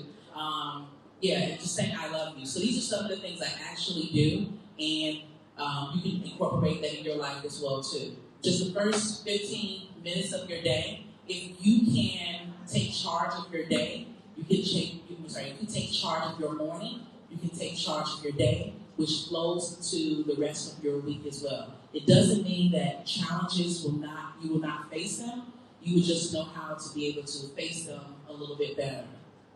Thank you. So guys, if you need fitness, come to find Wayne. If you are not feeling well at 3 a.m., come to call her. So yeah. All right. Thanks a lot. Yeah, she's actually saying that sometimes we cannot avoid those challenges, but we have to get prepared on how to meet those challenges better. So tell us, Anna, I'm coming to you now. All right. What are some of the challenges that are being met by women who are coming to Hangzhou, and what are those things you're offering on your platform to help these women overcome such challenges? Well, I could reflect on myself. When I first came to Hangzhou, I lived in the part of Hangzhou where I felt like I'm the only foreigner over there, So I felt really lonely. And then afterwards, I found out about GGI, and I joined the group and met actually so many different empowering ladies that went through everything that I'm going through. So if you think that your problem is big and that you don't know how to solve it, trust me, there is at least one foreigner out there in your city that has been through the same thing. Just reach out and try to seek for help, to ask the question you have to ask, and then there you go. I feel like the loneliness is the first problem that we all face when we come to a foreign country, and especially when the country is a lot of different culture than yours. So you have so many everyday life problems, like going to the store, to so many different places where you cannot speak the language. And I'm sure that we've all been through it. So just reach out to your friends and making you friendship, find out how to solve the problems that you have. And I think the communities are the easiest ways to overcome any issues we have. Oh, this is awesome. We are getting a lot of live hacks here, from exercising, from creating, a positive atmosphere for yourself, to actually getting connected. Because in the connection, that's where the passwords for solving problems are. Yeah, this is awesome. Yeah, awesome. Now, Daniela, one last question for you. I'm wondering, what kind of help does a woman get if they want to join Xia? I just would like to add something that is so nice to see, that we are living in the same city and we all belong to different communities here. But it's so beautiful to see how diverse Hangzhou is and how much help we can actually reach out of that. We have seen everything here. I'm very grateful because so many people I have seen just on the groups, but I didn't have the chance to meet in person. So it's really great. So I think the community, not only Xia, but all the communities here, they make us feel like we have a home here. And exactly. So the Xia, I think most of the women that try to be part of our community, they are looking for improving the leadership skills. I think a lot of Chinese, we have a very diverse community as well. well. We have more than 65 different nationalities in our community now, and a lot of Chinese as well. So this cross-cultural communication that we have is really special because I think every time we learn from each other. There are a lot of challenges there. Foreigners, I think they are very different from female Chinese leaders here. So we are trying to connect, inspire, and also improve their leadership skills. Thanks a lot. And as you guys can see, these platforms are actually complementing each other. So I managed to get one sentence for, both of you guys. It's actually, she is up going international in China. Thanks a lot. Thanks a lot. I mean, your work is actually inspirational. Yes, and I'm waiting for one. You see what the girls are doing here. Hopefully we'll have more and actually from you guys. Thanks a lot. Thank you. Thank you.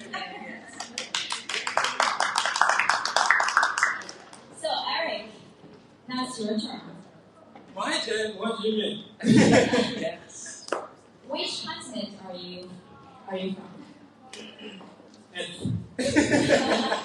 from Africa. And what is Africa famous for? In instruments, in music? We have a lot of instruments, but I think the most famous one, the one that you guys know the most, is the African drum. Oh, it's the African drum. So, would you like to perform some African drums today with us? I brought some. So I will perform together with my friends. He was just doing poetry right now, right? Wow. I'm going to ask him again to play African drums. So Green, I'm not so good. He is an expert of that. He's so talented. He can do poetry, he can play African drums. For me, I can make it, so I'm going to play. Time for you guys to play African drums. All right. Can you see me? I think we can see here. All right. Yeah. So we put them here.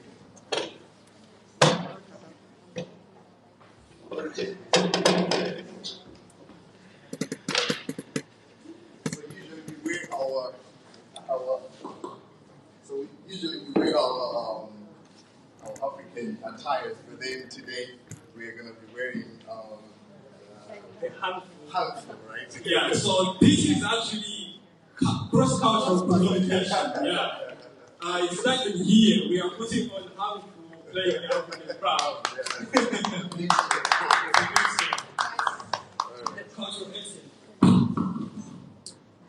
So we're going to play...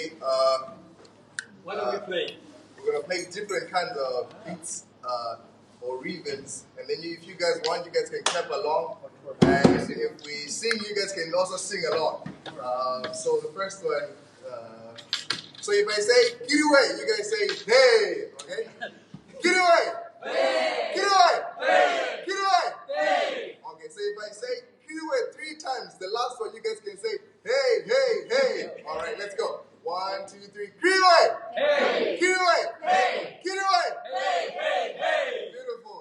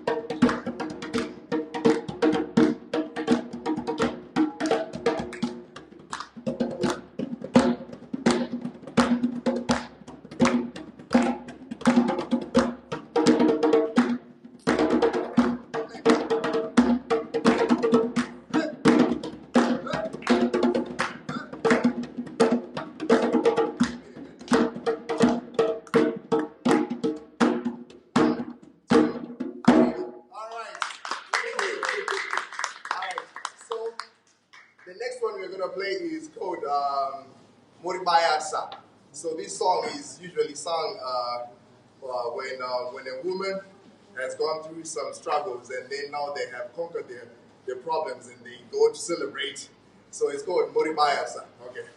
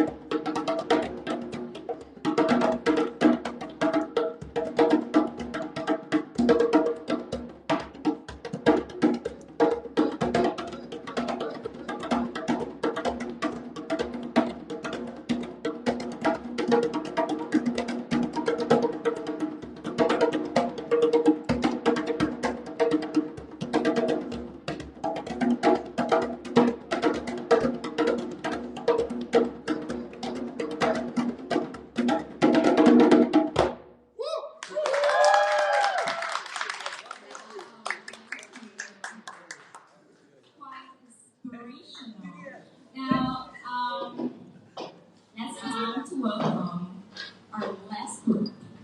Last group.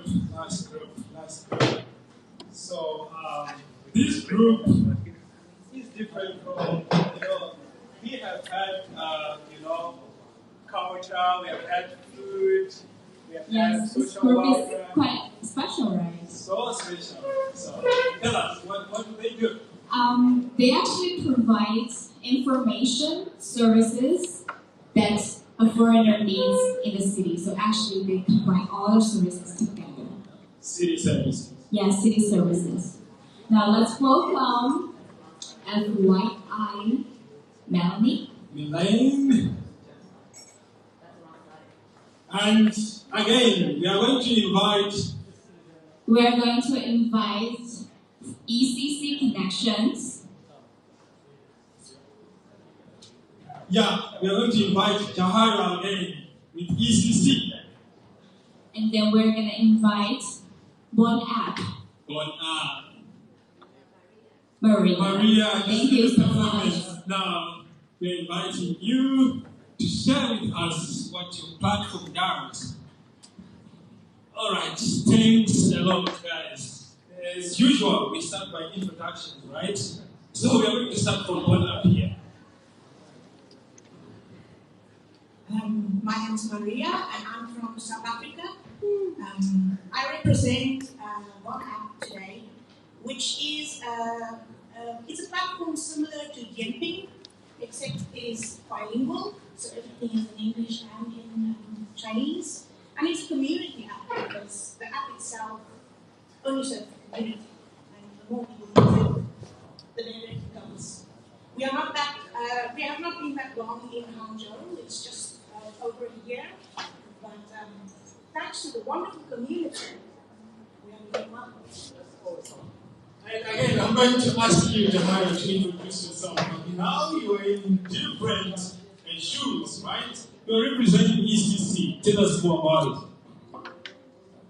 I'm Jahara. I've been living in China for 8 years, and ECC came about not knowing what was happening. So ECC stands for Expat Community China, and we are a platform that informs and connects people.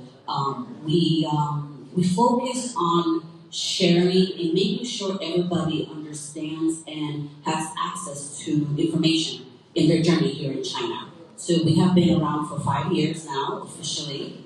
In Nanjing, which originally it started, Hangzhou, and we have the Long Shanghai and different groups within our platform that we cover. So yeah. Hello, my name is Melanie. I'm from France and come from FY Community Expats. So actually, it's a city guide in China. We are studying in Hangzhou. We are really new. And our plan is to actually group all the communities of Hangzhou. For example, sometimes I have people, they move to Hangzhou from abroad or from other cities, and they text me and they're like, I want this kind of community, I want pet, food, good, these kind of things. And I'm like, don't worry, we have groups for that. So we're really like a guide for news, communities, activities, different groups.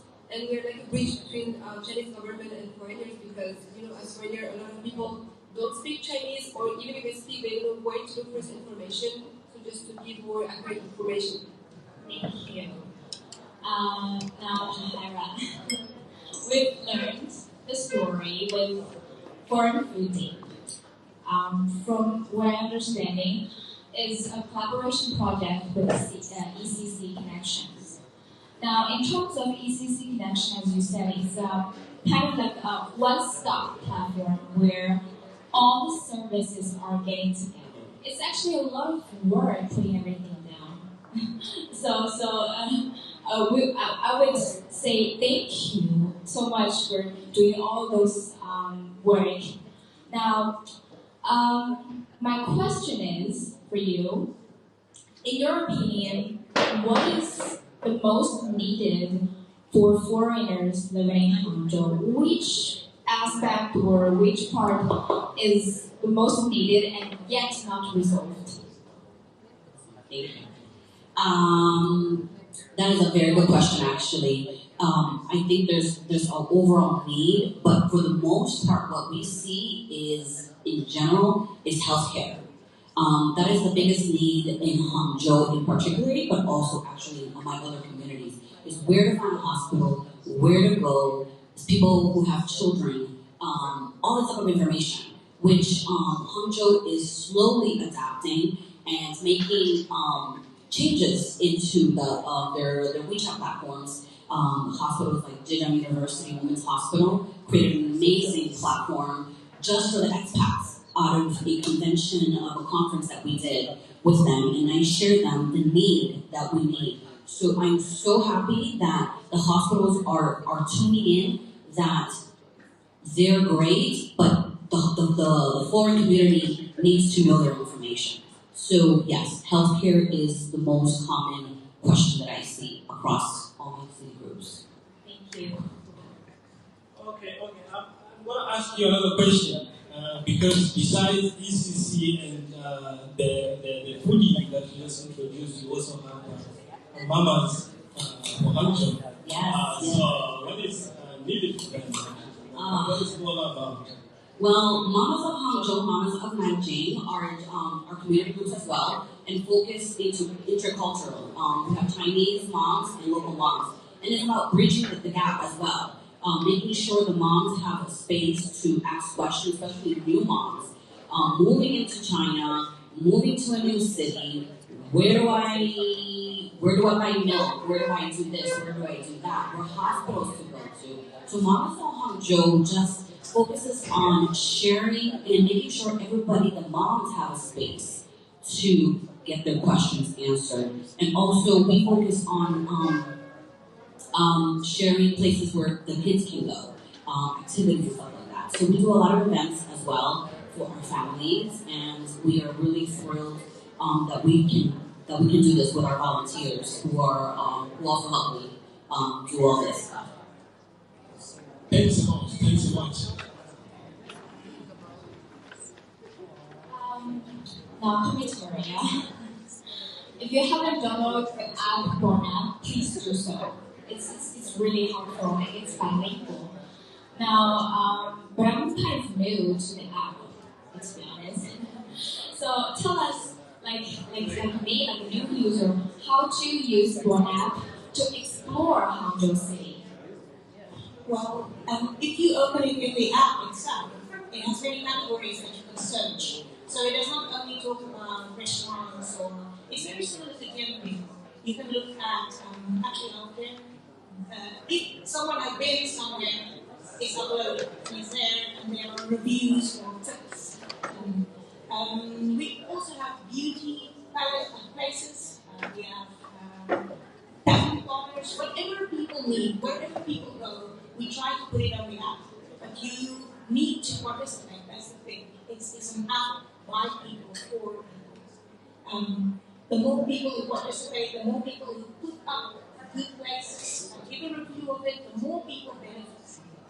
You benefit by using the app. That's how it works. And it has location search, so you can do a search near you, or you go to the category and you search by category.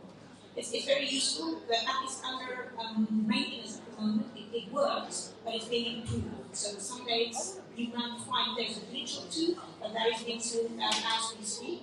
And we also now have the WeChat mini app. That one is convenient because now you can call it TV, which is very nice. But if you just started using it, I suggest you try the search button, try near me. They even have whatever is the most popular at the moment, so you can see where people go. You can read reviews by other people just like you. Thank you. Thanks a lot. So it's a well, it's on. It has everything. So I'm coming to you with it. First of all, yeah, you look so gorgeous with your peanut surprise. I was seeing on your moment, right? So I told it some months ago when you went to the venues for the Asian Games, 2022 Asian Games, and we are aware that Hangzhou is going to host the Asian Games next year in September, right?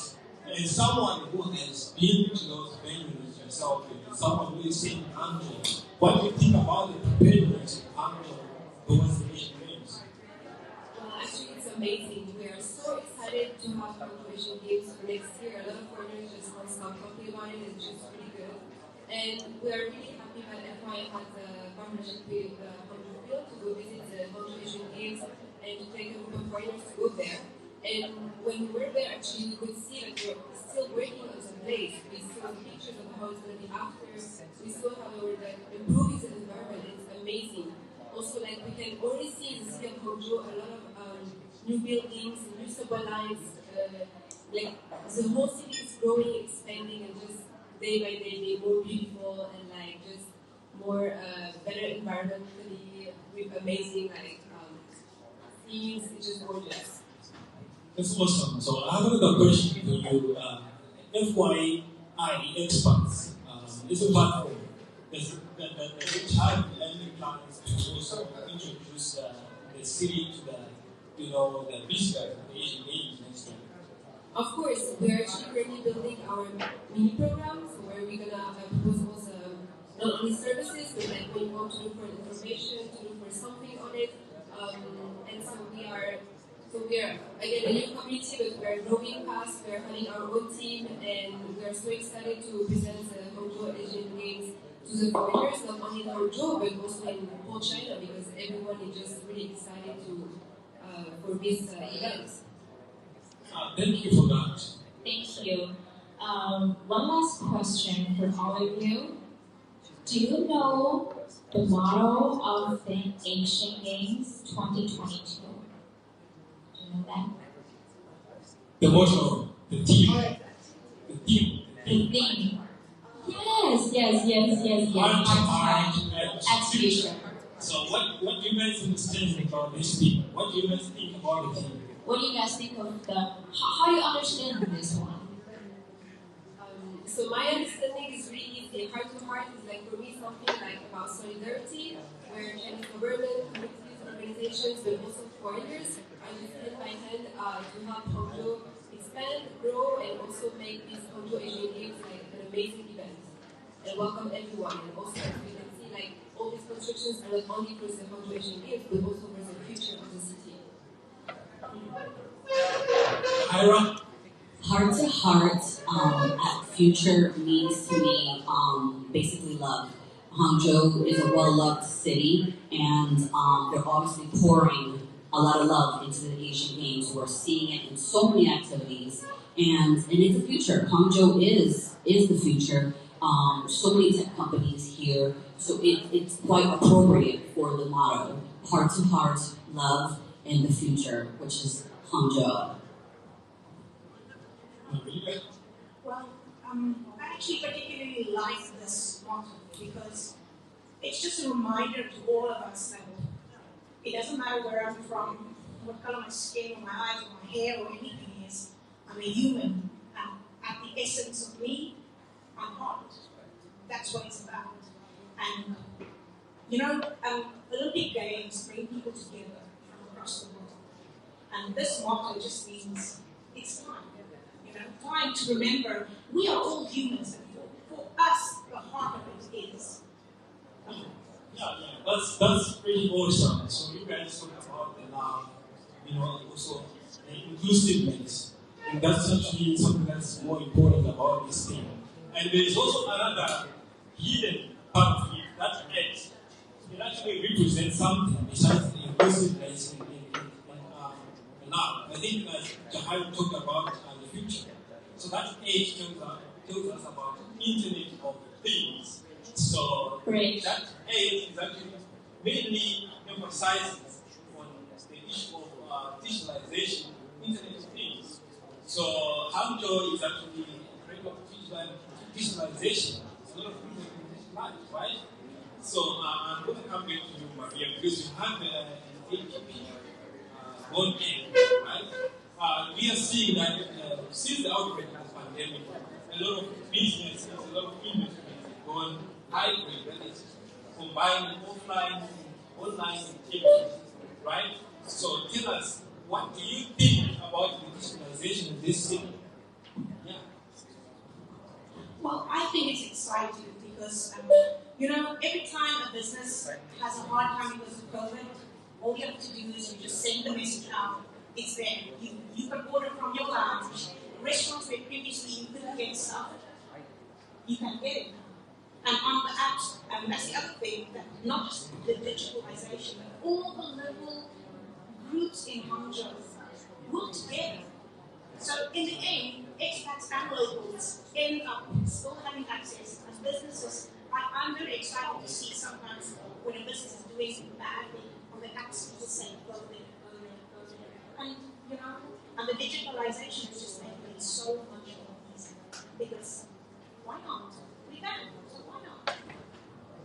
Thank you very much. There you have it, digitalization or digital transformation in made everything more easy and convenient. Yes. More connected. That's right. Now this is the end of the panel. Finally, let's welcome Carla to have a Bollywood performance. Let's welcome. We're going to have a round-out performance. Welcome. 这里跳 tango 吧。对。等一下，我去跟我女士交税。